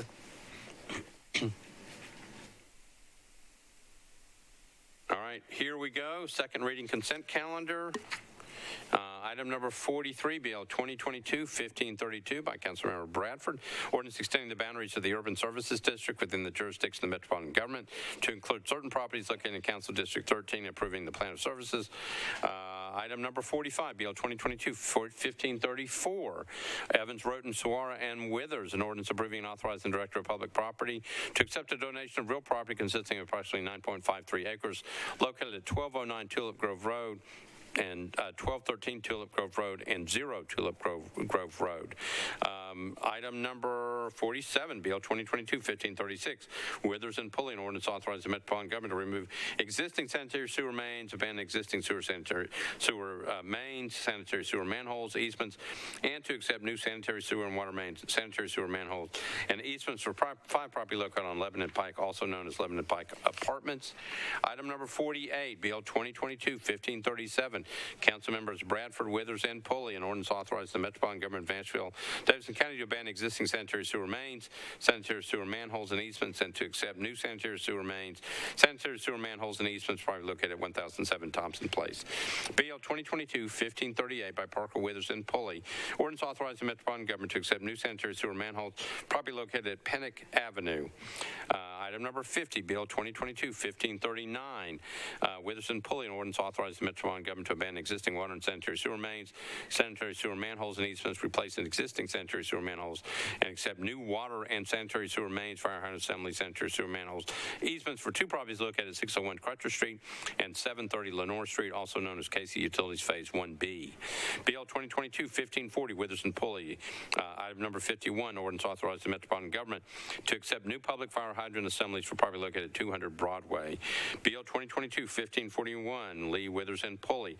Ordinance authorizing the Metropolitan Government to accept new sanitary sewer mains, sanitary sewer manholes, fire hydrant assemblies, and easements for property located at 4119 Murfreesboro Pike, also known as Freedom Storage.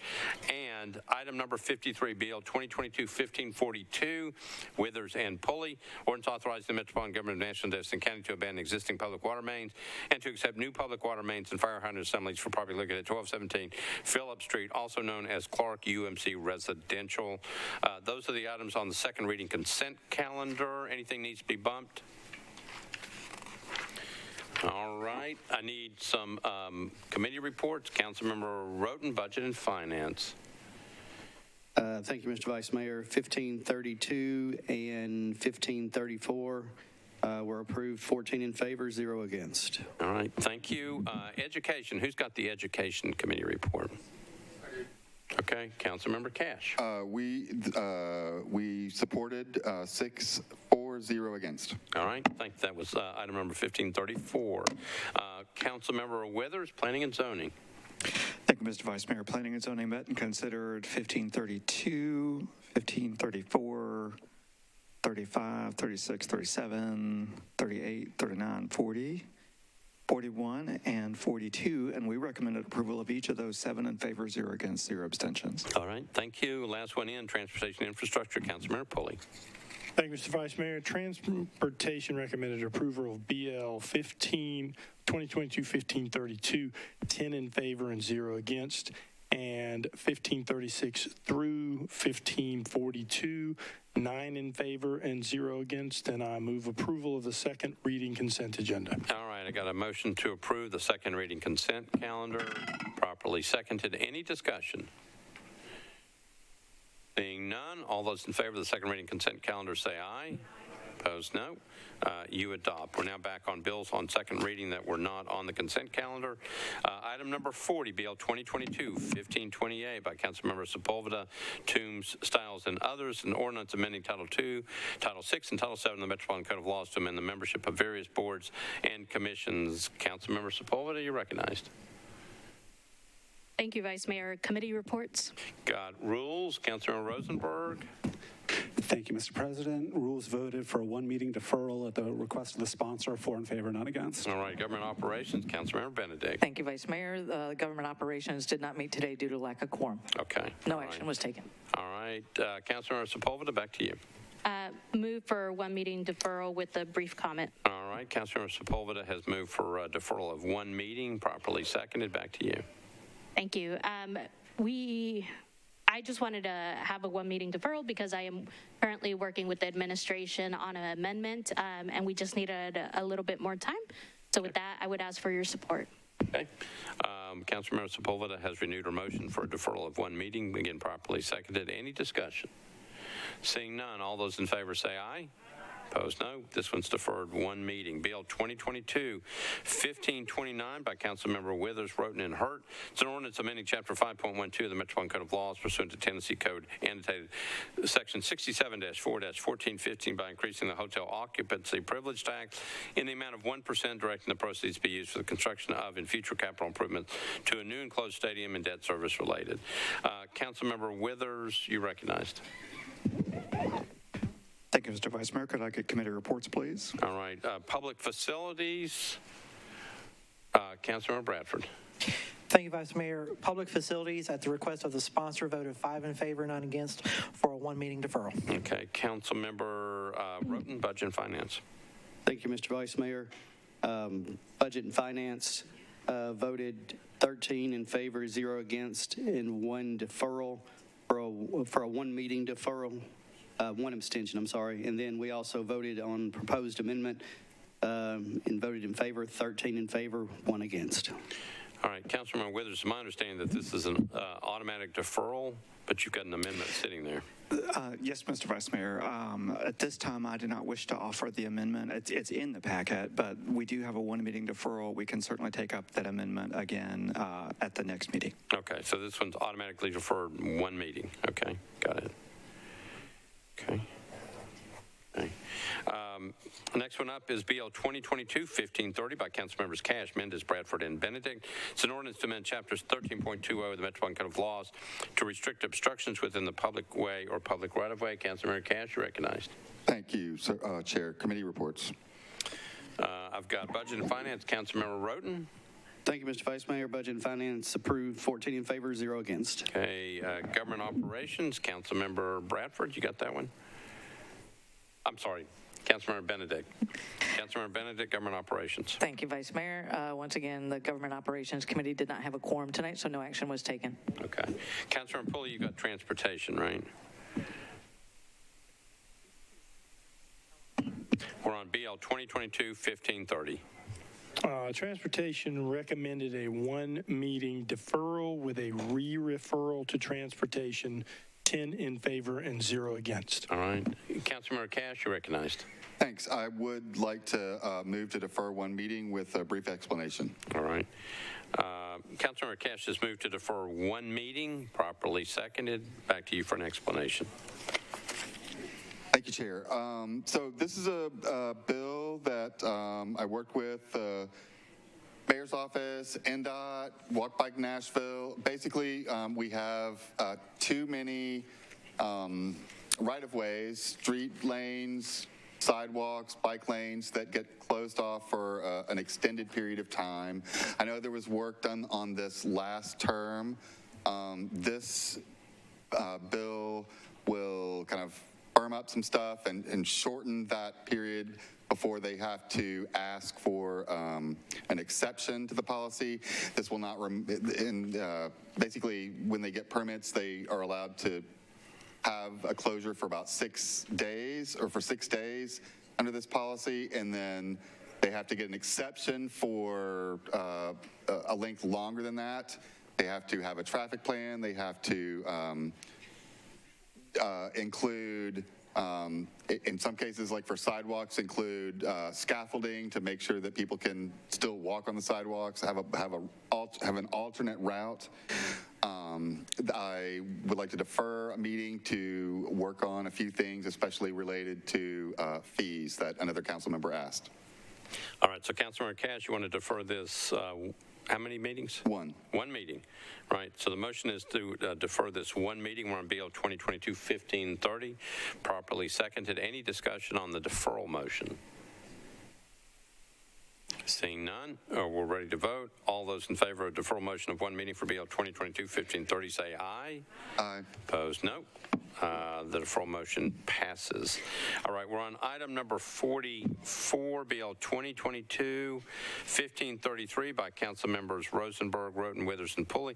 It's an ordinance accepting an easement on certain property located at 7034 Charlotte Pike, owned by Lowe's Home Centers. Councilmember Rosenberg, you're recognized on your bill. Thank you, Mr. President. Committee reports, please. Budget and Finance, Councilmember Roten. Thank you, Mr. Vice Mayor. We voted 13 in favor, 0 against for a 1 meeting deferral. All right. Planning and Zoning, Councilmember Withers. Thank you, Mr. Vice Mayor. Planning and Zoning recommended a 1 meeting deferral at the request of the sponsor, 7-4, 0 against, 0 abstentions. All right. Transportation, Councilmember Pulley. Transportation recommended a 1 meeting deferral, 10 in favor, 0 against. All right. Public Facilities, I'm calling on Councilmember Benedict. Are you sure? No, I'm just giving you a hard time. Councilmember Bradford, you're recognized.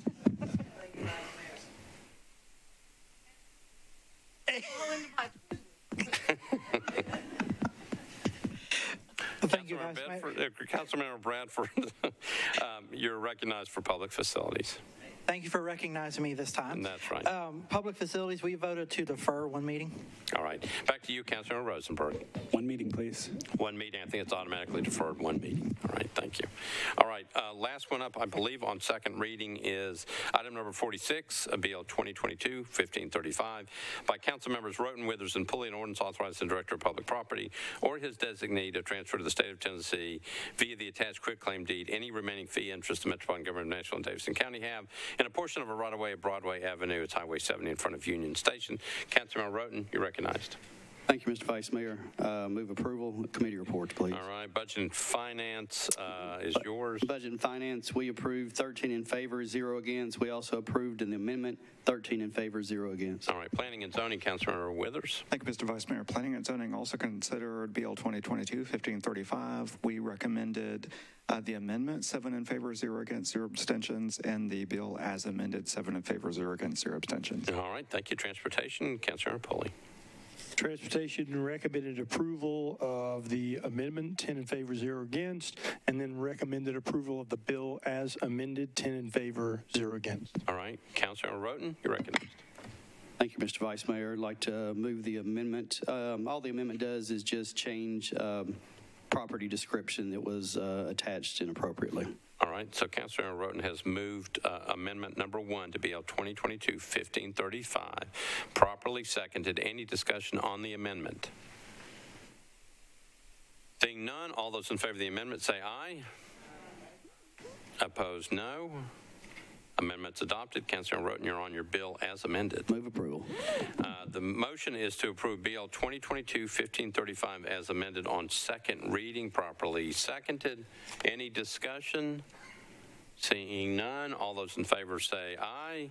Opposed, no. BL 2022-1535 as amended passes on second reading. Is that it? All right, I think that clears second reading. We are now on bills on third reading. There are a bunch of bills on consent, so listen carefully as we go through these things. These are bills on consent. Item number 56, BL 2022-1140 by Councilmembers Parker, Withers, and Allen. That is on consent. 1141 is on consent. 1142 is on consent. 1290 is on consent. 1472 is on consent. 1473 on consent. 1486 is on consent. 1487 is on consent. 1488 on consent. 1489 is on consent. 1492 is on consent. 1493 is on consent. 1494 is on consent. 1495 is on consent. 1497 on consent. 1498 is on consent. 1499 is on consent. 1500 is on consent. 1501 is on consent. 1503 is on consent. 1504 is on consent. 1506 is on consent. 1507 is on consent. 1510 is on consent. 1511 is on consent. 1512 is on consent. 1513 on consent. 1514 is on consent. 1550 is on consent. 1516 is on consent. 1517 is on consent. 1518 is on consent. 1519 is on consent. 1520 is on consent. 1521 is on consent. 1522 on consent. 1523 is on consent. 1524 is on consent. And 1527 is on consent. Anything needs to be bumped off of the consent calendar. It's a lot of bills on third reading consent.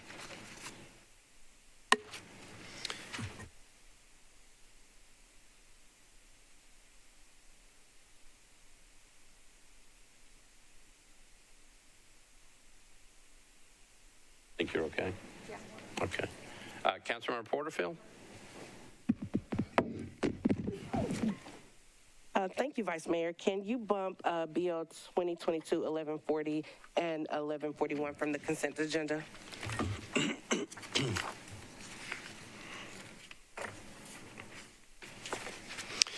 This is items number 56 and 57. 1140 and 1141 are going to be bumped? Okay. Okay. Anything else needs to be bumped?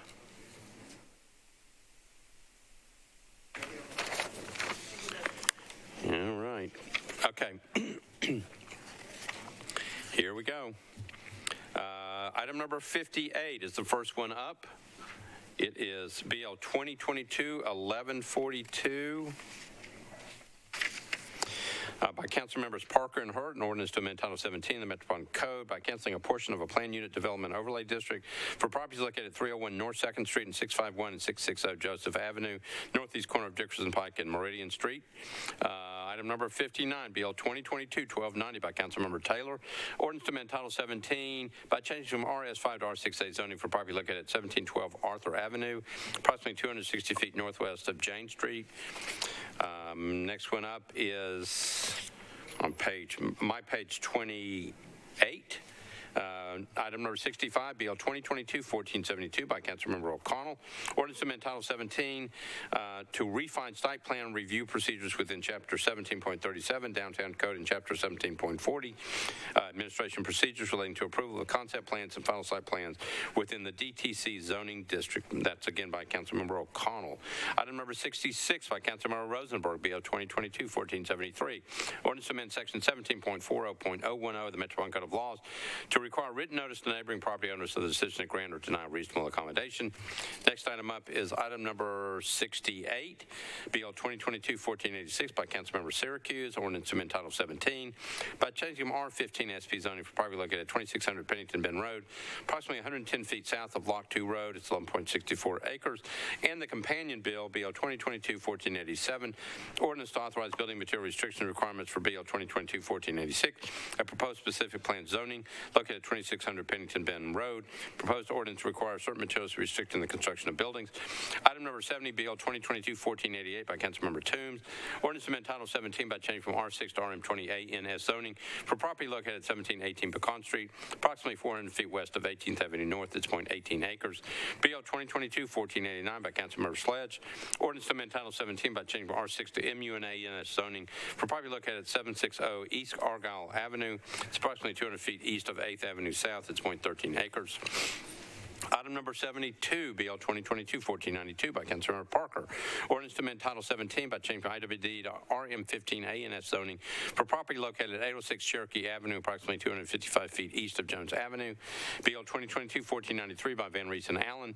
Ordinance to amend Title 17 by changing from RS10 to RM20 and RM40 various properties located west of Ellington Parkway and east of Walton Lane, approximately 200 feet east of Arrowhead Drive, partially within a planned unit development overlay district.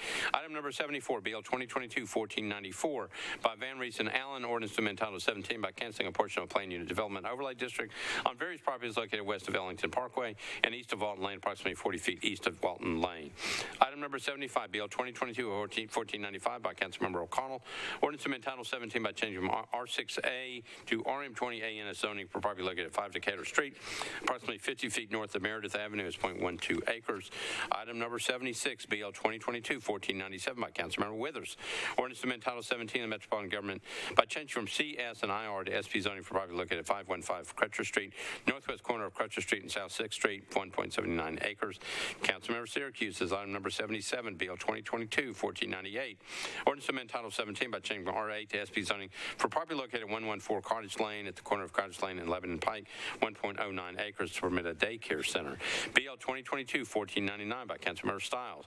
Ordinance to amend Title 17 by changing from SP to MUL on property located at 5400 Mountain View Road at the southeast corner of Crossings Boulevard and Mountain View Road. BL 2022-1500, item number 79 by Councilmember Welsh. Ordinance to amend Title 17 by changing from RS 7.5 to R8A zoning for properties located at 3104 Meade Avenue and 436 Patterson Street, northeast corner of Meade Avenue and Patterson Street. Item number 80, BL 2022-1501 by Councilmember Parker. Ordinance to amend Title 17 of the Metropolitan Code by changing from RS5 to R6A zoning for property located at West Sharp Avenue, approximately 178 feet south of West Greenwood Avenue. It's 0.16 acres. BL 2022-1503. Item number 81 by Councilmember Bradford. Ordinance to amend Title 17 by changing from RS10 to SP zoning for properties located at 903 and 925 Massman Drive and Massman Drive unnumbered at the corner of Massman Drive and Frontage Road, 7.61 acres for 40 multifamily residential units and 15 single-family lots. BL 2022-1504, that's the companion bill. Councilmember Bradford, ordinance to authorize building material restrictions requirements for BL 2022-1503, proposed specific plan zoning district located at 903 and 925 Massman Drive and Massman Drive unnumbered. Proposed ordinance requires certain materials to be restricted in the construction of buildings. BL 2022-1506, Hurt, Roten, Vercher, and others, an ordinance amending Chapter 5.16 of the Metropolitan Code to impose a privilege tax upon the sale of goods and services at the National Museum of African American Music to be used for the cost of the museum. And item number 84, Hurt, Roten, Vercher, and others, BL 2022-1507, an ordinance approving and authorizing the execution of the First Amendment to the sublease agreement between Oliver McMillan Spectrum Emery LLC and the Metropolitan Government of Nashville and Davidson County for the benefit of the National Museum of African American Music. Item number 85, BL 2022-1510 by Councilmember O'Connell. Ordinance to provide for the designation of public property within specified areas of downtown Nashville as a temporary special event zone during the time period beginning at 9:00 p.m. on December 30th, 2022 and ending at 6:00 a.m. on January 1st, 2023 relative to the use of these areas in conjunction with the 2022 New Year's Eve celebration related activities and events. BL 2022-1511, Sledge, Roten, Swara, and others. Ordinance approving a lease agreement by and between the Metropolitan Government of Nashville and Davidson County through the Board of Education and Conexión Americas. BL 2022-1512, Toombs, Withers, and Pulley. Ordinance authorizing the Metropolitan Government of Nashville and Davidson County to abandon existing public stormwater drainage easement rights for property located at 281 Cumberland Bend. Item number 88, BL 2022-1513, Young, Withers, and Pulley. Ordinance authorizing the Metropolitan Government of Nashville and Davidson County to negotiate and accept temporary and permanent easements for the Tenon Road Stormwater Improvement Project for two properties located at 2237 and 2245 Tenon Road. BL 2022-1514, Welsh, Withers, and Pulley. Ordinance authorizing the Metropolitan Government to negotiate and accept permanent and temporary easements for the Radnor Street Stormwater Improvement Project for 9 properties located on Radnor Street, Morton Avenue, and Timmons Street. Item number 90, BL 2022-1515, Withers and Pulley, ordinance authorizing the Metropolitan Government to negotiate and accept permanent temporary easements for the Edgemore Drive Stormwater Improvement Project for 4 properties located on Creekview Drive. BL 2022-1516, item number 91, Parker, Withers, and Pulley, ordinance authorizing the Metropolitan Government to abandon existing public waters and water mains and to accept new public water mains for property located at 2525 Gallatin Avenue, also known as Rufell Plaza. BL 2022-1517, Welsh, Withers, and Pulley, ordinance authorizing the Metropolitan Government to abandon existing public water mains and to accept new water mains, property located at 423D Veritas Street. BL 2022-1518, Withers and Pulley, ordinance authorizing the Metropolitan Government to accept new public sanitary sewer mains, sanitary sewer manholes, and easements for 3 properties located on Sunset Road in Williamson County. BL 2022-1519, Toombs, Withers, and Pulley, ordinance authorizing the Metropolitan Government to accept new water and sanitary sewer mains, fire hydrant assembly, sanitary sewer manholes, and easements for 5 properties located on West Trinity Lane. Item number 95, BL 2022-1520, Bradford, Withers, and Pulley, ordinance authorizing the Metropolitan Government to abandon existing public water mains and to accept new public water mains for property located at 1 Terminal Drive, also known as Sky Harbor Hangars. BL 2022-1521, item number 96, Sledge, Withers, and Pulley, ordinance authorizing the Metropolitan Government to accept new public sanitary sewer mains and sanitary sewer manholes for property located at 1206B First Avenue South, also known as Trimble Street Cottages Home. BL 2022-1522, Roberts, Withers, and Pulley, ordinance authorizing the Metropolitan Government to accept new sanitary sewer mains, sanitary sewer manholes for property located at 812 45th Avenue North. BL 2022-1523, Taylor, Withers, and Pulley, ordinance authorizing the Metropolitan Government to accept the relocation of public fire hydrant assembly for property located at 3220 Charlotte Avenue. Item number 99, Toombs, Withers, and Pulley, BL 2022-1524, ordinance authorizing the Metropolitan Government to accept new sanitary sewer mains, sanitary sewer manholes, and easements for property located at 2236B White Creek Pike. And item number 20, BL 2022-1527, Councilmember Allen, an ordinance to amend ordinance number BL 2022-1415 regarding the makeup of the tax incentive and abatement study and formulating committee membership. That's it. Anything needs to be bumped off the 3rd reading consent calendar. Councilmember Porterfield. Thank you, Vice Mayor. I forgot number 58. Item number 58, Bill 2022-1142 is also bumped off of the consent calendar. Okay, anything else needs to be bumped off? All right, seeing none, we've got committee reports, only one coming out of Planning and Zoning. Councilmember Withers, you're recognized. Thank you, Mr. Vice Mayor. Let me see if I can capture all of these. I think the first one that is still on consent is 1290. Is that correct? Let's see. Yeah, that's correct. Okay, so for Bill 2022-1290, we recommended approval, 7 in favor, 0 against, 0 abstentions. I think the next one is 1472. That was 7 in favor, 0 against, 0 abstentions. 1473, 7 in favor, 0 against, 0 abstentions. 1486, 7 in favor, 0 against, 0 abstentions. 87, 88, 89. Then skipping to 92, 93, 94, 95, 97, and 98. 99, 1500, 1501. 1503 and 1504, all of those we recommended approval of, 7 in favor, 0 against, 0 abstentions. All right, that's it. I need a motion to approve. I move the consent calendar. All right, Councilman Withers has moved approval of the third reading consent calendar, properly seconded. Any discussion on the third reading consent calendar? Seeing none, all those in favor say aye.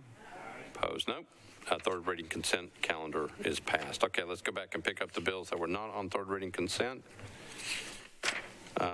First one is item number 54 that can be taken with item number 55. These are by Councilmember Rutherford. BL 2022-1061, ordinance to amend Title 17 by changing AR 2A to SP zoning for property located at 14656 Old Hickory Boulevard, the southern terminus of Harris Hill Lane, to permit 283 single-family residential units in the companion bill. BL 2022-1062, that's an ordinance to authorize building material restriction requirements for BL 2022-1061, proposed specific plan zoning district located at 14656 Old Hickory Boulevard. Proposed ordinance requires certain materials to be restricted in the construction of buildings. Councilmember Rutherford, you recognized on your two bills. Committee report. Councilmember Withers, you've got the report on that one. Thank you, Mr. Vice Mayor. For 1061 and 1062, the Planning and Zoning Committee recommended a deferral for one meeting at the request of the sponsor. 7 in favor, 0 against, 0 abstentions. All right, Councilmember Rutherford. Move deferral, one meeting. All right, Councilmember Rutherford has moved deferral one meeting on 1061 and 1062, properly seconded. Any discussion? Seeing none, all those in favor of the deferral say aye. Opposed, no. Those two are deferred one meeting. We've got item number 56, which can be taken with item number 57. And Councilmember Parker, do you want all of them together? 58? Okay. So 56, 57, and 58 can be taken all together. 56, BL 2022-1140 by Parker, Withers, Allen, and others. Ordinance to amend Title 17 by changing from RM20 to SP for properties located at 301 North 2nd Street and 651 and 660 Joseph Avenue, northeast corner of Dickerson Pike, and Meridian Street is 14.52 acres, located in a planned unit development overlay to permit a mixed-use development. Item number 57, BL 2022-1141 by Parker, Withers, Hurt, and Van Reese. That's the companion bill to 1140, ordinance authorizing building material restrictions and requirements for BL 2022-1140, proposed specific plan zoning district located at 301 North 2nd Street and 651 and 660 Joseph Avenue, northeast corner of Dickerson Pike and Meridian Street. A proposed ordinance requires certain materials to be restricted in the construction of buildings.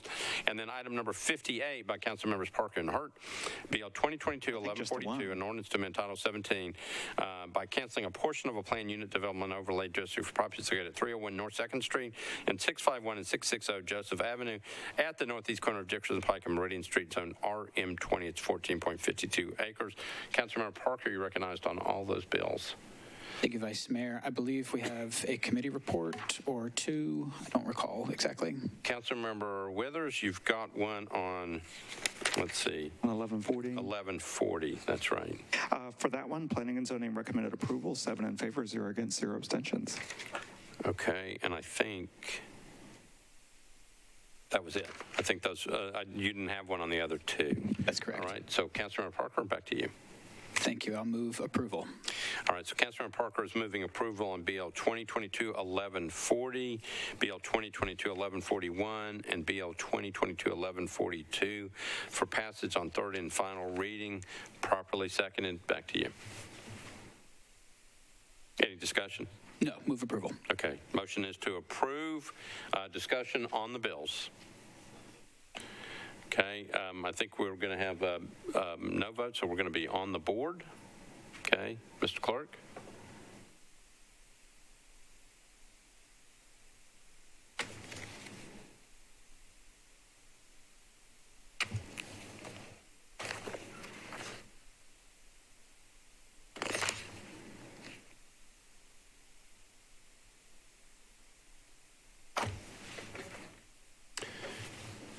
Ready? Okay, we are voting on passage of BL 2022-1140, 1141, and 1142, all three bills for passage on third and final reading. The board is ready. Mr. Clerk, open up the machines.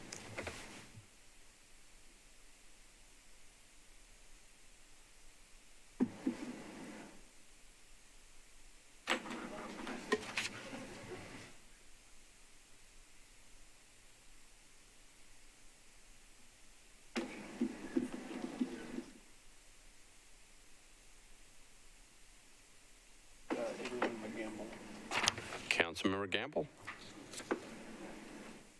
You haven't voted yet.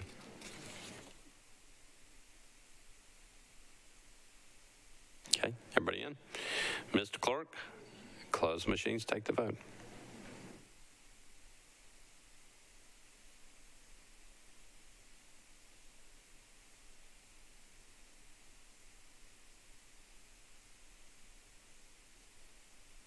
So I've got ayes 31, no 1, and 0 abstentions. The bill passes. All three of those bills pass on third and final reading. Okay. We are now on BL 2022 1399 by Councilmember Hall, who is not here, so this bill will be deferred one meeting. Who's got him? Who's got it? Councilmember O'Connell? Okay, so BL 2022-1399 by Councilmember O'Connell, an ordinance to amend Title 17 of the Metropolitan Code of Laws by changing from RS 15 to R15 zoning for 4023 Meadow Road, approximately 175 feet south of Cedar Drive. It's 0.39 acres.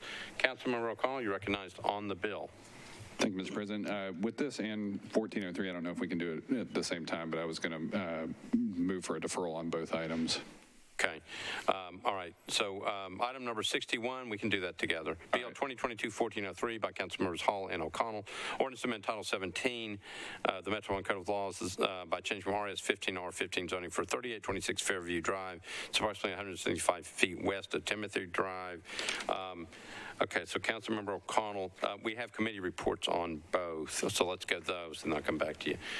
Councilmember Withers on 1399 and 1403. Thank you, Mr. Vice Mayor. We had a lot of discussion on this one. On both of these, for 1399, we had 0 in favor, 5 against, 1 not voting. For 1403, we had 0 in favor, 4 against, 2 not voting. Okay. All right. Back to you, Councilmember O'Connell. Thank you, Mr. President. I'd like to move for a deferral till the second meeting in August of 2023 with a brief comment. All right. So this is, you're moving these two bills to the second meeting in August of 2023. Is that right?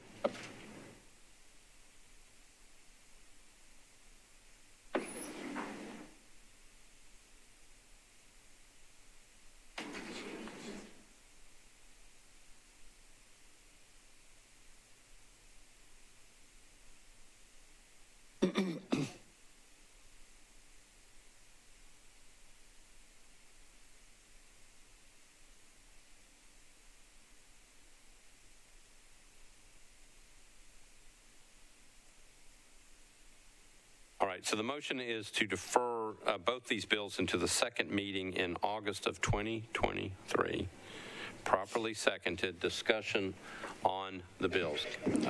Councilmember Withers, you ready? I had a brief comment on the deferral. Oh, okay. Sorry. Councilmember O'Connell. Thank you. I think colleagues will know for 2 terms I've not made a habit of interfering in other district business, but I think everybody in the chamber has seen, especially those who were here last term, as we approached the end of the term, we started to see a pattern of some zoning bills get filed that were not only not in the interest of constituents, but were not abiding by the good faith, what I would call a contract of district representation.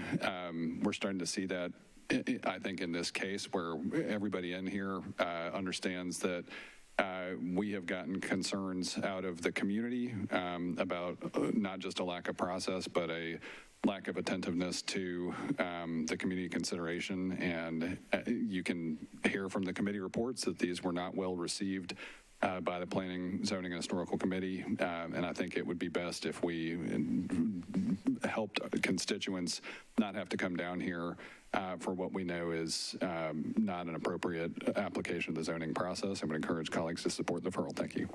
All right, Councilmember Withers. Thank you, Mr. Vice Mayor. I would be inclined personally just to vote for it, but I think a deferral motion is appropriate. Certainly, we had a planning commission recommendation of disapproval on both of these.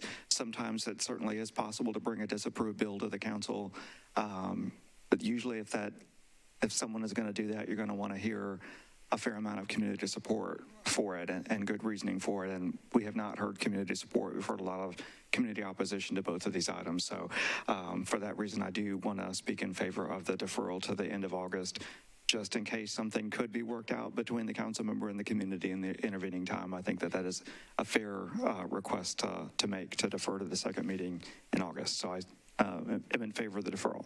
Okay. Thank you, Councilmember Withers. Nobody else in the queue.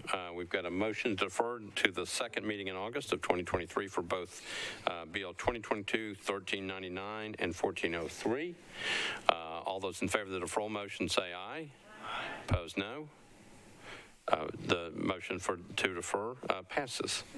All right, we're now on item number 62, BL 2022-1412, by Councilmember Sledge, O'Connell, Withers, and others. It's an ordinance to amend section 17.12.070, 17.20.030, 17.20.040, 17.36.440, and 17.37 of the Metropolitan Code relative to parking minimums.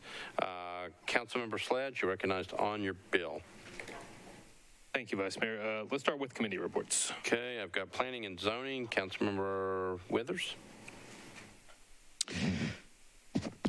We're on 1412. Oh, yes. Thank you, Mr. Vice Mayor. The Planning and Zoning Committee considered, and I believe the sponsor is going to offer his substitute, but so we considered Councilmember Sledge's substitute ordinance and recommended approval 8 in favor, 0 against, 0 not voting. And then ultimately, we voted for the ordinance with Councilmember Sledge's substitute, 9 in favor, 1 against, 0 not voting. Okay. Councilmember Pulley. Thank you, Mr. Vice Mayor. We considered the second substitute on the bill offered by Councilmember Sledge and approved that 10 in favor, 0 against. The second substitute offered by Councilmember Murphy was not offered during committee. And then ultimately, the bill as substituted for the second time was considered, and the Transportation Committee recommended a 2-meeting deferral, 5 in favor, 3 against, 0 not voting.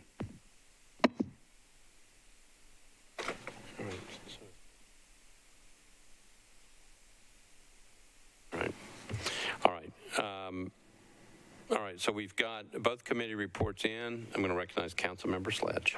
Thank you, Vice Mayor. So first, I'd like to move the second substitute with my name on it. Okay, so Councilmember Sledge is moving the second substitute, properly seconded. Back to you for an explanation of the second substitute. Thank you. So the second substitute, as mentioned in committees, it comes as a product of meeting with some community members who spoke at the public hearing. It adds neighborhood landmark overlays to the section that would require parking minimums in the same way. These are new neighborhood landmark overlays in the same way that SPs and UDOs currently do. So it adds it to that section. This does come after community conversation, so I would ask members to vote for the second substitute. All right, you've heard an explanation of the second substitute. Councilmember Sledge has moved the second substitute, properly seconded. Discussion on the second substitute. I've got people in the queue. Councilmember O'Connell or Councilmember Rosenberg? Councilmember O'Connell on the second substitute? Okay. Okay, anybody on the second substitute?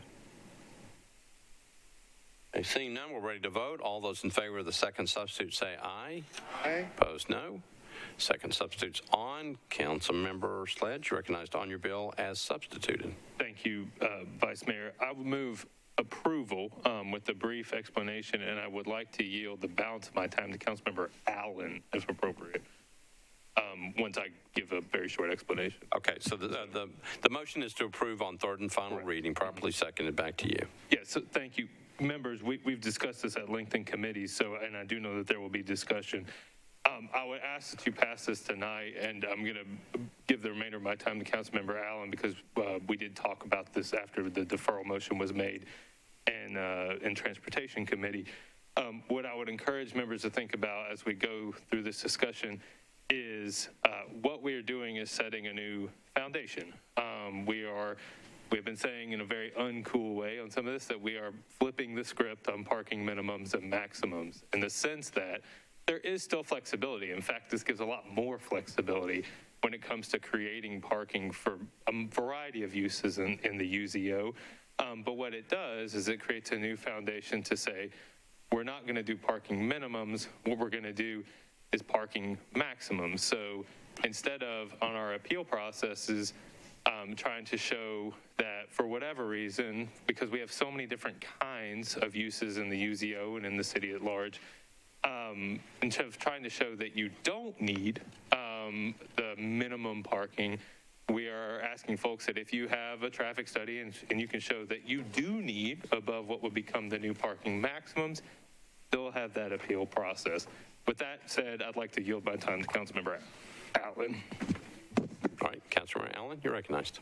Thank you, so I get less than a minute. I'll talk fast. I appreciate all the work that Councilmember Sledge has put into this. I mean, I agree that we need to be moving people towards using mass transit, and that not providing parking is one way to make sure people ride a bus.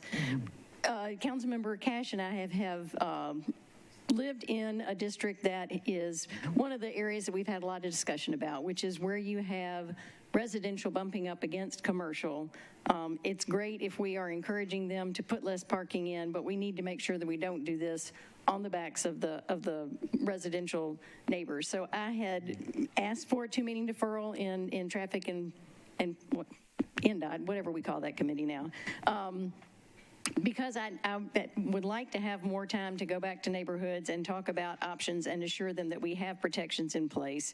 I understand the desire to go ahead and get this passed, but I have said if we go ahead and pass it tonight, then I would like to come back with legislation that would at least make some official connection to the protection that can be provided by the smart parking program and its ability to do a much more effective job in the residential parking permit program that we have now that has been somewhat ineffective simply because we don't have the manpower to enforce it. So we do have a lot more people coming on board. We've got technology that can help.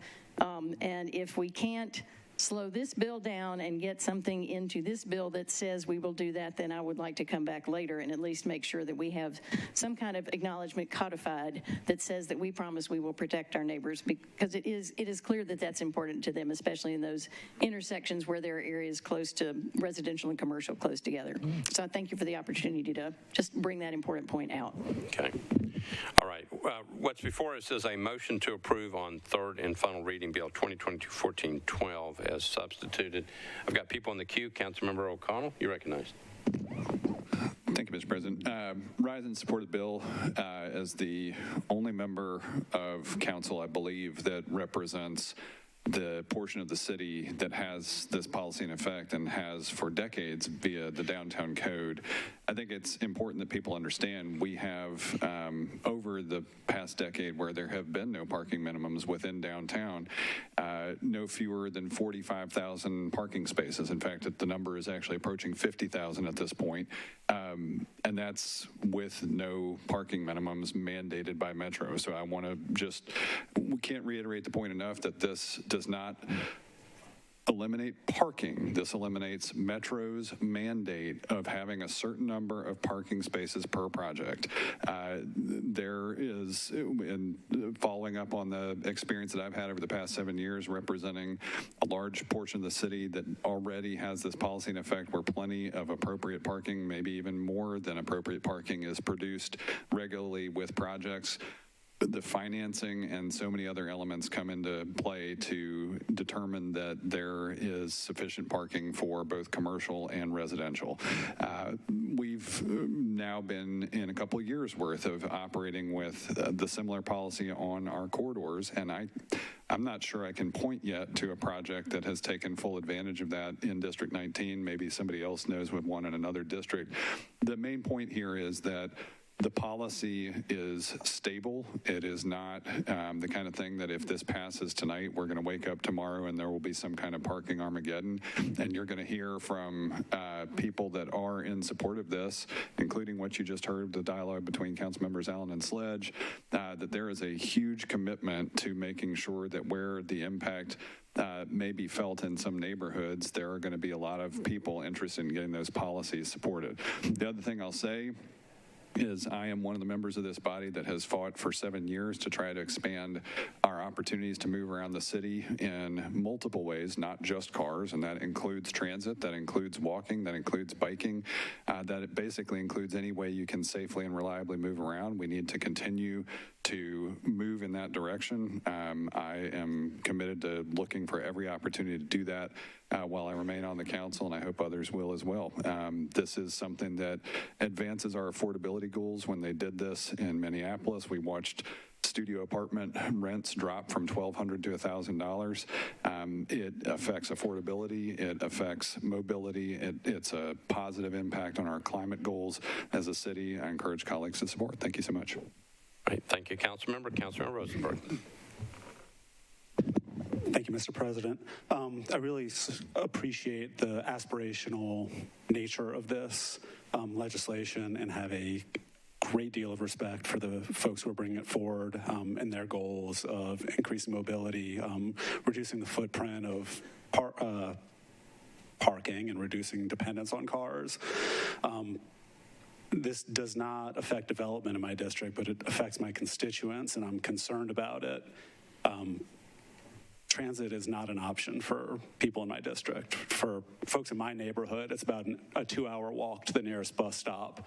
For the majority of my constituents, it's at least an hour to the closest bus stop. We need to drive places, and I feel like this is putting the cart before the horse by taking this sort of radical step to completely eliminate minimums and make our current minimums into the maximums, to say the least you have to do now is the most you're allowed to do under the legislation. I'd appreciate a more moderate approach to this, something gradual that acknowledges the fact that we're just not there with transit right now. There are a lot of folks who just have to drive to get places, whether it's because there's no availability for buses or because of lengthy transit times and a lack of flexibility. I'd like to move for the 2-meeting deferral that was recommended by the committees, please. All right, so Councilmember Rosenberg has moved to defer 2 meetings, properly seconded. We're on now a motion to defer, okay? Who wants to speak on the motion? Councilmember Benedict, you're recognized. Thank you, Vice Mayor, and I still would like to stay in the queue for the bill if that's okay. Councilmember Henderson? Who seconded Councilmember Rosenberg's motion, please? It's Councilmember Gamble. Thank you. Okay. Councilmember Benedict. Okay, thank you. If I could stay in the queue for the bill, should this deferral motion not go through, please, sir. So the thought that came to mind as I was listening to my colleague just now is that park and ride is an option. And so if folks, we could set things like that up for areas around the city where people have concerns about coming into the city and not being able to park. This is so important for us to, get going, and overwhelmingly it's supported by my district, who goes all over the city and is in some ways a suburban district. So I just would suggest that the idea that that folks from around the county can't park when they come into the city, I think that's a misconception that we should overcome by, I actually live not far off of the bus line, and I park and ride because I don't have sidewalks on my street. It's unsafe for me to walk and jump in the ditch, so I drive my car to Gallatin Pike, I jump on the 56, I come down here, I transfer if needed, and that works for me. So I would suggest that that's something that could work for anybody else around the county. This is something that's going to allow us to get rid of these massive parking lots that just are not needed. We continue to build more parking lots, which means we're creating more demand for cars rather than making more demand for other modes of transit, especially at a time when our drivers are being more dangerous than ever. So with that, I'm against this 2-meeting deferral, and I would encourage my colleagues to vote against it as well. Thank you. All right. On the deferral motion, anybody on the deferral motion? Councilmember Sledge. Thank you. I'd like to move the deferral motion to the table, please. Okay. So Councilmember Sledge has moved the deferral motion to the table. The motion was made by Councilmember Rosenberg. So it's a discussion, or the debate is between two people. It will be between the maker of the motion and a proponent of the ordinance or resolution. The motion is to table is directed at a motion. The motion table will only be debated by the maker of the motion to table and the maker of the motion against which the tabling motion is directed. So I go to Councilmember Sledge first, and then I go back to Councilmember Rosenberg. Thank you, Vice Mayor. Did we get 3 or 5? I don't remember. Anyway, so a couple of comments on what's been said so far. So we have taken a gradual approach to parking minimums. You'll remember almost 3 years ago, this body eliminated parking minimums on multimodal corridors for properties that had the majority of their frontage on those corridors. We haven't had parking minimums, as Councilmember O'Connell noted, in DTC for several years. And I will tell you that, as I've mentioned before on the floor, the approach to eliminate parking minimums, especially just in the UZO, is a very middle-of-the-road approach. Cities and towns all over the country are doing this. They're eliminating parking minimums. Places like Jackson, Tennessee, places like Gallatin, they're eliminating parking minimums because we don't get any more land, right? So we're trying to use land most effectively. I selected the UZO in particular because I didn't feel like this was appropriate for a countywide approach. As I mentioned in a previous floor speech, the UZO has about 155,000 people in it. Those are similar populations as places like Ann Arbor, Michigan, or South Bend, Indiana. It is half the size of Lexington's combined city-county government, and all of those cities have eliminated parking minimums. The city of Buffalo eliminated parking minimums, and they have talked specifically to many of the things we mentioned. I want to use the last minute and a half to tell you that this is not done in isolation. We have other tools in the toolkit that we're using. We've talked a lot in committee and on the floor about residential permit parking. We're about to bring our enforcement officers in RPP from 5 to 15, 8 new and 2 folks moved over, plus the 5 we already have. So we're combining these efforts with residential permit parking. That enforcement's going to start in a matter of months, like in January. The effects of this bill won't be felt likely for a couple of years. So we are staging these things appropriately. I will say that just today, WeGo put out its latest quarterly numbers, and there are 4 lines that have already eclipsed pre-pandemic ridership. That'd be on Nolensville Pike, on Murfreesboro Pike, the airport line, and the Dickerson Pike line. And the 8th Avenue South line, which runs right through the district I represent, is at 98% of pre-pandemic usage. We're at over 100% of our pre-pandemic service. We are putting these pieces together. I know sometimes it doesn't feel like that if you're stuck in traffic, but we are starting to put these pieces together. And the fact that we do have the support of folks like NAIOP, like AARP, like Walk and Bike, like Vanderbilt, we do have organizations and institutions from many different sectors that say, This is the direction we should be going. It's not a radical approach. It's a very practical approach from who we are and where we're going. I'd ask that you vote for the tabling motion. All right, Councilor Rosenberg, you're recognized. Thank you, Mr. President. I appreciate all those facts and the argument that Councilmember Sledge just made. Sincerely, I'm thankful to hear that ridership is up. The fact is that none of those cities that just got named off are in our region of the country where we are car dependent. We just are in many sections of this county, and we're not talking about doing it in a 100,000 person town. We're talking about doing it in a large region of a 600,000 person city where transit is not, I'm sorry, you can't force people to ride the bus. And driving 20 minutes to a park and ride and then taking a 30, 45-minute ride downtown and then another 15, 20-minute ride to your destination is just not practical to ask of people. Let's reduce the minimums. Let's create maximums. But I think that we need more time to work with this instead of just passing this with such an impact on every one of our districts, and ask that you vote against the tabling motion. All right, so let me tell you where we are. Councilmember Rosenberg has moved for a two-meeting deferral on BL 2022-1412. Councilmember Sledge has moved that deferral motion to the table. So we are going to be voting on a motion to table. If you're for the tabling motion, you would vote aye. So if you're voting with Councilmember Sledge, you're going to vote no. If you're voting with Councilmember Rosenberg, you would.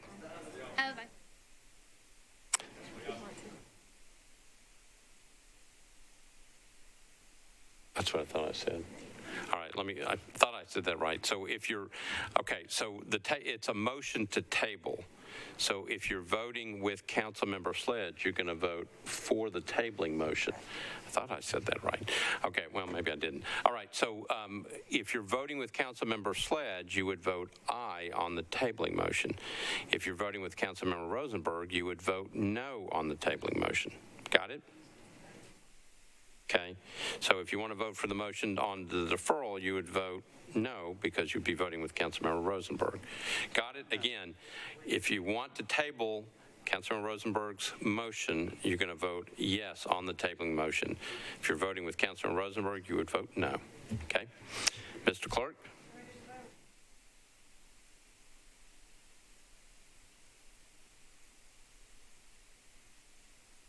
Ready?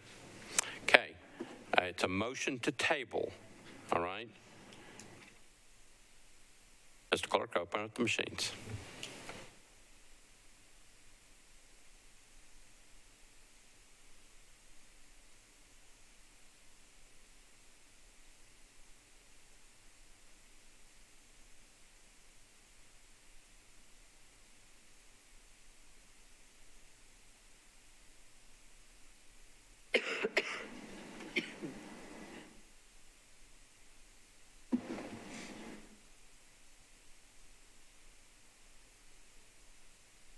Everybody in? Mr. Clerk, close machines, take the vote.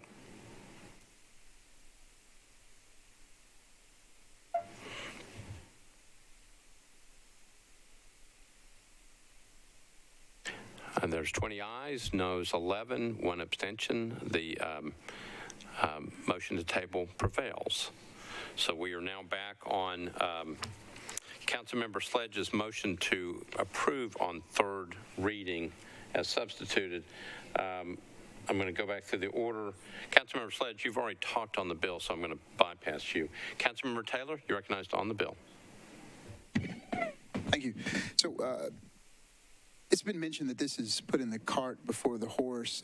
Currently now, we don't have the transportation system set in place to remove people from cars. We're asking people to jump into cars, jump out of cars and jump on the bus. And currently right now, I'm very excited about a $17 million investment in North Nashville for a transit station. That's yet to be built as we speak. And so we're thinking, I think, a little bit too far down the road right now because we can't necessarily move people around without cars. And when they get to where they're going, they have to park. And so when I think about my district, I have numerous alleys, and in those alleys, they're just unmaintained. Therefore, many people don't use the alleys.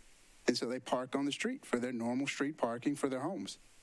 But with the businesses or other pieces, Airbnbs, short-term rentals, et cetera, that's where we see the problem occur. We have so much parking, and then the neighbors have nowhere to park. Another piece to this is when the neighbors have nowhere to park, we're asking them to then continue to pay tax dollars on the roadways that they park on. And then we're also asking them, and it may be minimal, but it may be a dire necessity to some, to have permitted parking on the street that they're already paying taxes on to park. And so if they want to continue to park there. So when I think about this, I think that we can move forward. There were some cities mentioned, I think Minneapolis, St. Paul, Minnesota were some cities mentioned that have done this, but I've lived in those cities. They have excellent transportation. I use their transportation, but we just don't have excellent transportation here, public transportation here in Nashville. So I'm going to vote no on this, and I think that we really need to look at the greater good of this within the city. Currently, right now, we just don't have the infrastructure for our transportation to move forward with this bill the way it is. Thanks. All right, thank you, Council Member. Councilmember Henderson. Thank you, Vice Mayor. I rise in strong support as a co-sponsor for passage of this bill. Colleagues, we can do bold things, bold, reasonable things. This is not radical. Lexington, Kentucky, Jackson, Tennessee, Berry Hill, speaking with Councilman Sledge, very interested in the approach that we are taking. Title 17 for our county, from a land use perspective, it's somewhat tricky. We're a big body, right? Because we're a product of a city and county consolidation. The UZO, the urban zoning overlay, is the core of that city, and it is what was historically, in the most part, walkable. Not entirely, but it is the areas that we have said as a city that we want to be walkable. We want to be transit-oriented. I co-sponsored with Councilman Sledge and Councilman O'Connell in 2020, removing our parking minimums from our high-capacity transit corridors. And as it relates to transit, we are not trying to make people ride the bus. What we are saying is we're never going to get to a place where we want to have, or where we want as far as our transit system, if we keep inducing traffic. There are decades of research that free parking induces traffic. So what we're saying is through new development, prospectively, forward, laying a foundation, that new development will no longer have a minimum. That doesn't mean that they can't build parking. That just means that these developments will not be overparked. And as Councilman Sledge said, we're turning this around such that the burden of reducing parking, supporting small business, more affordable housing is not on members of the development community who are wanting to provide less parking, but rather the burden is now on those who want to provide more. There is a pathway, and the financial market, from a real estate perspective, the market will have an effect on this as well. We are not flipping a switch and saying nobody has to have parking anymore. We are car-oriented. I do appreciate the point that Councilman Rosenberg is making, but if we keep looking backwards, We are never going to move this city forward. We've done some great work together this term, colleagues, and I strongly encourage you to support this bill. Thank you. Councilmember Gamble, you're recognized. Thank you, Vice Mayor. I agree that this is a very forward-thinking bill, and this is the direction that we need to be moving in. The smart parking bill that this council passed a month or so ago sets the precedent for that forward thinking. I look forward to the days when we have park and ride stations in our suburban areas so that we aren't so car reliable. However, we're not there yet. And I'm not sure why there's an issue with taking a short amount of time, two meetings, in order to make sure that we have heard all of the voices in those UZO districts that would be immediately impacted by this. It doesn't appear that we have heard all of those voices because we've received a lot of emails asking for a deferral of this, asking for more information, just to make sure that we won't have any unintended consequences. I'm not sure why the rush to push this through today, why it's not a consideration to allow a deferment just to make sure that we're connecting all of those dots and making sure all of those voices are heard. I support the intent of the bill. I appreciate the work that the sponsors have done on the bill. I agree this is forward thinking and where we need to be headed. We just need to slow down just a moment and make sure that we are considering the impacts for everyone, particularly the neighborhoods that would have to deal with the commercial businesses not having enough parking and people parking on their street in front of their house and them not being able to do so. So for those reasons, I supported the deferral, and I'm hopeful that we can go back there and consider those individuals and neighborhoods and communities that haven't been involved in this discussion and need more information. Thank you. Okay, thank you. Councilmember Sepulveda.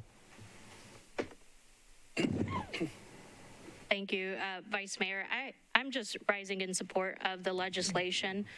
It doesn't affect my district personally, right, as some of my other colleagues, but I have been doing a lot of reading and looking at what other cities have done, and what keeps coming up is if you build it, people are going to use it, right? If you widen the road, more people are going to use it. If you build more parking, more people are going to use it.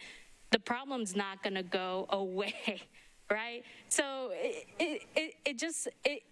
we have to take different approaches. We've seen how it has, how that outcome has changed other cities, right? That makes the cities put more money into transportation.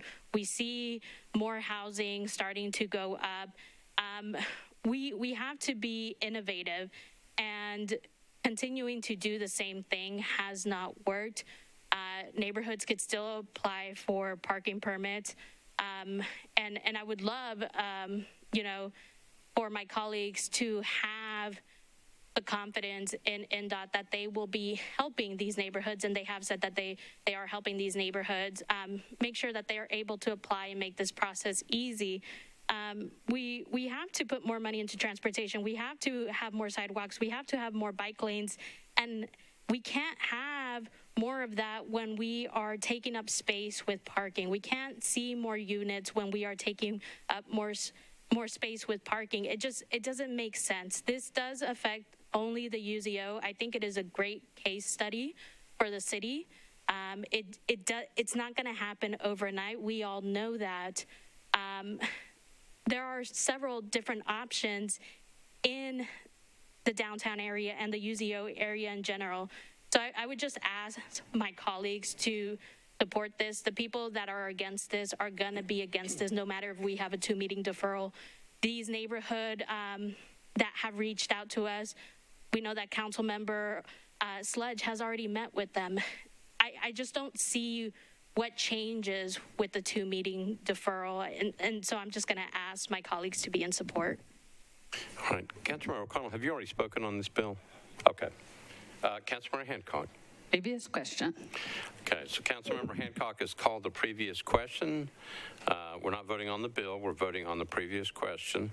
All those in favor of the previous question say aye. Aye. Opposed, no. Previous question prevails. We're on the board on this one. Mr. Clark?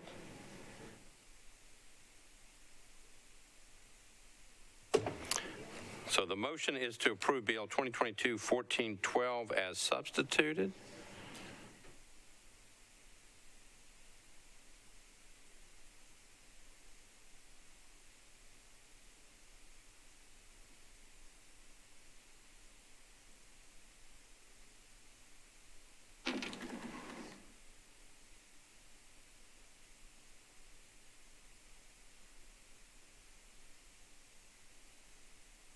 For the legislation, you'll vote aye. If you're against it, you'll vote no.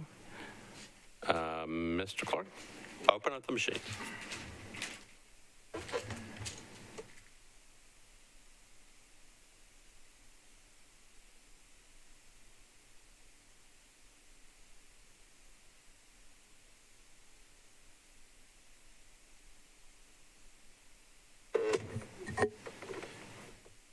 All in.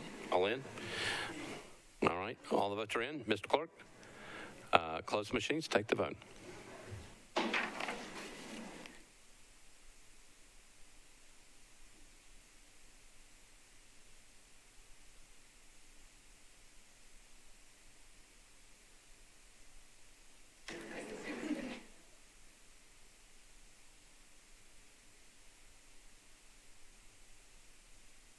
Ayes 24, noes 5, 3 abstentions. The bill passes on third and final reading. Okay. All right, we are ready to move ahead. We are on item number 63, Bill 2022-1437 by Councilmember O'Connell. I can take that with item number 67, which is the companion bill, Bill 2022-1485. 1437, ordinance to amend Title 17 by applying an historic landmark overlay district populated at 627 2nd Avenue South, 105 feet north of Elm Street, Zone DTC within the Rutledge Hill Redevelopment District. And then item number 67 is the companion bill, Bill 2022-1485, ordinance to authorize building material restrictions requirements for Bill 2022-1437, proposed historic landmark overlay district. Proposed ordinance requires certain materials to be restricted in the construction of buildings. Councilmember O'Connell, you're recognized on your two bills. Thank you, Mr. President. Committee reports, please. Planning and zoning, Councilmember Withers. Thank you, Mr. Vice Mayor. This is housekeeping substitute on both of these items, and we recommended, planning and zoning recommended approval of the substitutes, 7 in favor, 0 against, 0 abstentions, and the ordinances as substituted, 7 in favor, 0 against, 0 abstentions. All right, thank you, Councilmember O'Connell. Thank you, Mr. President. I'd like to move the substitute. All right, so is the substitute the same? It clears up the same? I'm pretty sure it is, yeah. Okay, so Councilmember O'Connell is moving the substitute for both 1437 and 1485. Okay, it's the same substitute, properly seconded. Back to you for an explanation of the substitute. Per the plan chair's comments, this is basically a housekeeping substitute. All right, all right. It is a housekeeping substitute. Any discussion on the substitute? Seeing none, all those in favor say aye. Opposed, no. Substitute's adopted. Councilmember O'Connell, you're on both 1437 as substituted and 1485 as substituted. Thank you, Mr. President. I'd like to move approval as substituted. All right, so there's a motion to approve both 1437 as substituted and 1485 as substituted, properly seconded. Any discussion? Seeing none, all those in favor say aye. Aye. Opposed, no. You adopt. And then I've got BL 2022-1446, item number 64 by Councilmember O'Connell. Ordinance to amend Title 17 by changing from DTC to SP zoning for properties located at 507, 509, 511, 515, 517, 519, and 521 2nd Avenue South, 203 Peabody Street, 518 3rd Avenue South, the southwest corner of Peabody Street and 2nd Avenue South. Located within the Rutledge Hill Redevelopment District is 2.12 acres. Councilmember O'Connell, you're recognized on your bill. Thank you, Mr. President. I'd like to request committee reports, please. Planning and zoning, Councilmember Councilmember Withers. Thank you, Mr. Vice Mayor. This is a very similar substitute, and the Planning and Zoning Committee recommended approval of the substitute, 7 in favor, 0 against, 0 abstentions, and of the ordinance as substituted, 7 in favor, 0 against, 0 abstentions. All right, thank you. Councilmember O'Connell, you're back on your bill. Thank you, Mr. President. I'd like to move the substitute. All right, so Councilmember O'Connell has moved the substitute, properly seconded. Back to you. Explanation? I think it's the housekeeping thing. Yeah, just housekeeping. All right. So any discussion on the substitute? Seeing none, all those in favor say aye. Opposed, no. Substitute's on. Councilmember O'Connell, you're on your bill as substituted. Thank you, Mr. President. I'd like to move the substitute for brief comment. All right. Motion is to approve with the substitute on. Properly seconded. Back to you.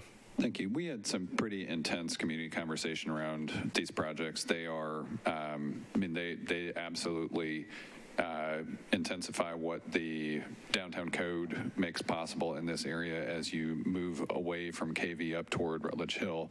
The interesting part about this is if you go 1 block north from this site, you're fronting KVB, you're in a part of the downtown code that offers unlimited height.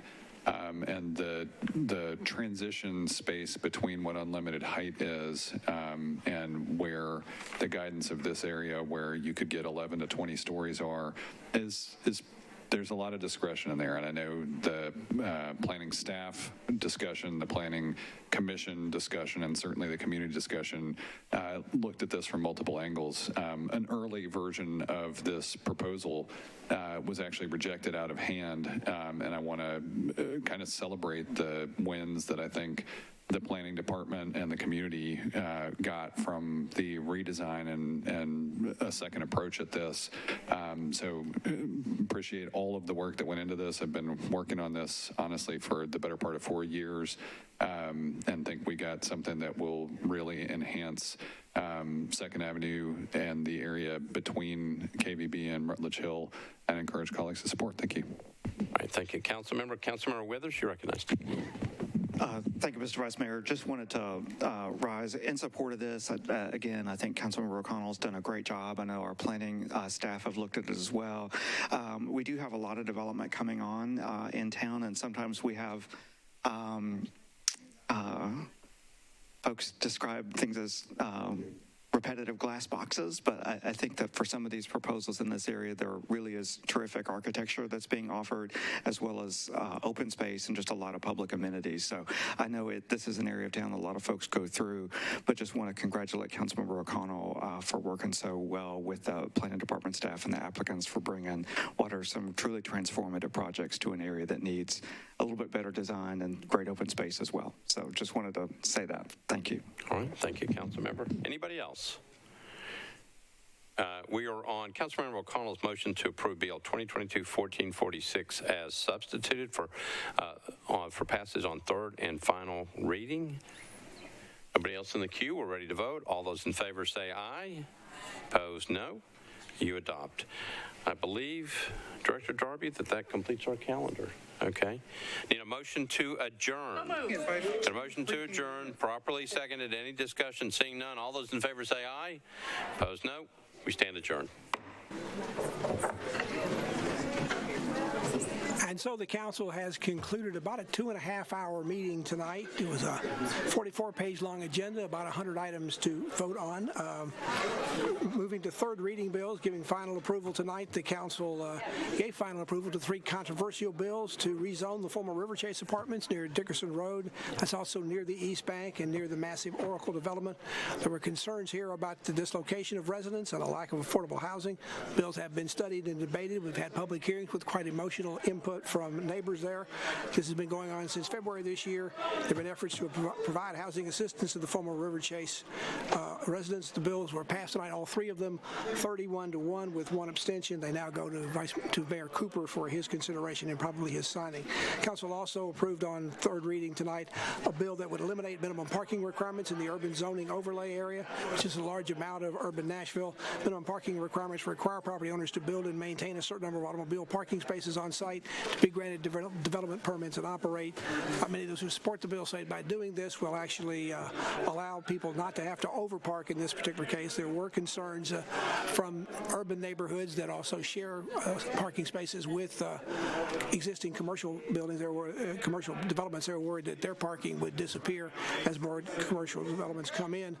There was a move to defer this for 2 more meetings for a further look at it, because there are also some concerns from suburban areas that when their people came into town, they wouldn't be able to find spaces either.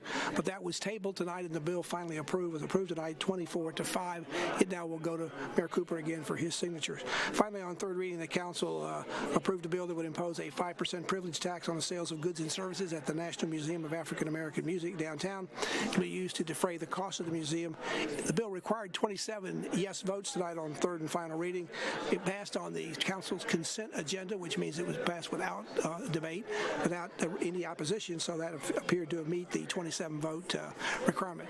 Also on third reading tonight, something a little unusual, the council deferred 2 zoning measures by Councilmember Hall from up in the Jolton area.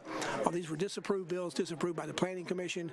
There didn't seem to be much support in committee in the council or even in the neighborhood for that, so the council deferred them until the last meeting of this body, which will be the second meeting in August of next year. That does give some time for Councilman Hall to try to put back together something if he wants to pass the bill to get that done, but otherwise the council's basically saying we're done with it for now, and that's what they've done with it.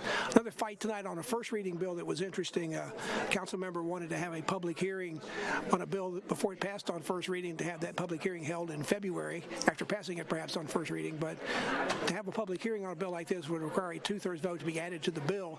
It didn't get that. Some council members felt it was better to go ahead and pass the bill tonight. Public hearings need alone. They can make that decision to go along on opposed. The bill concerned how the city's going to handle vicious dogs.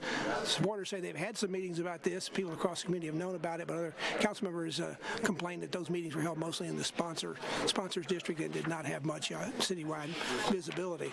On other matters tonight, the council approved several different appropriations that amount to $24 million in federal American Rescue funds being given out for affordable housing efforts. They also approved 2 other resolutions that would appropriate funds for affordable housing. One would have declared surplus and allocated Metro-owned properties valued over $15 million to be given to the Barnes Fund. In turn, they would designate it to nonprofits for the express purpose of constructing and rehabilitating affordable housing or workforce housing. Same was done on a resolution the council approved tonight for grants to the Barnes Fund to help certain nonprofits and other organizations with constructing and rehabilitating affordable and workplace housing. A late resolution was also approved tonight to provide homeless services. This would approve just over $4.4 million grant to the Salvation Army to provide temporary gap housing. The Army will use a local motel to provide single-room occupancy units in cooperation with other community partners for over the next 2 years.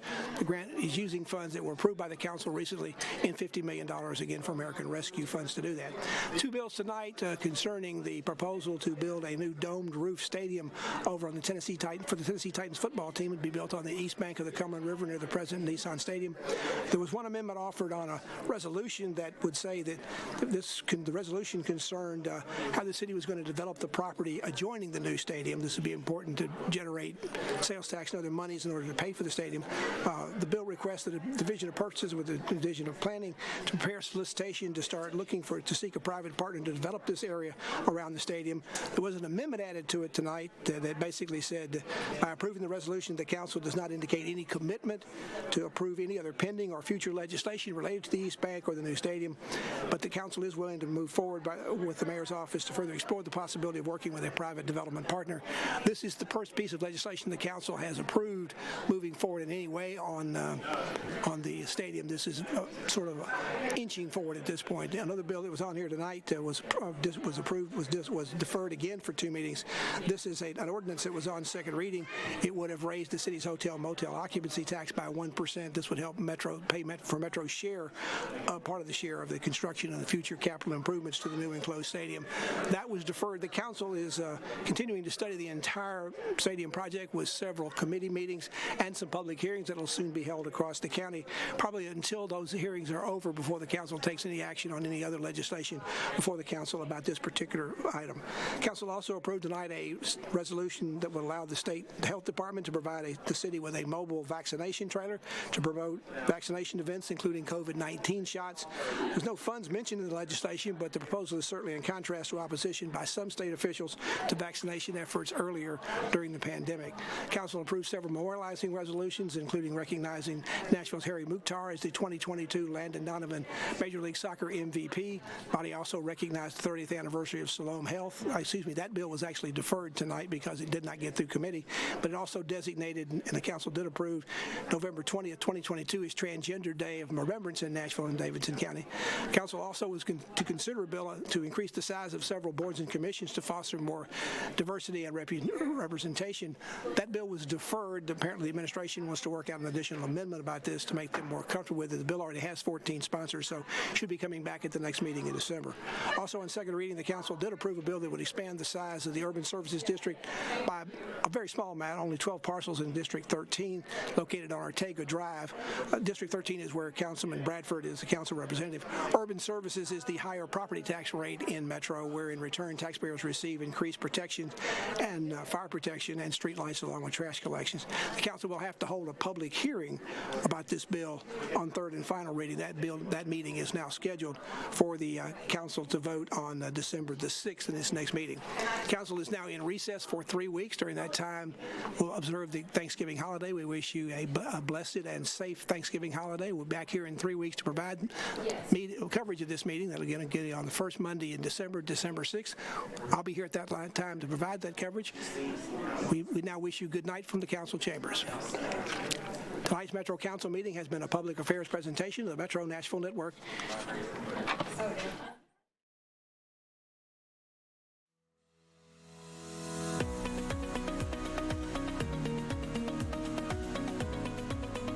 This has been a service of the Metro Nashville Network. If you would like to see this presentation again, or for more information on this and other programs, visit nashville.gov.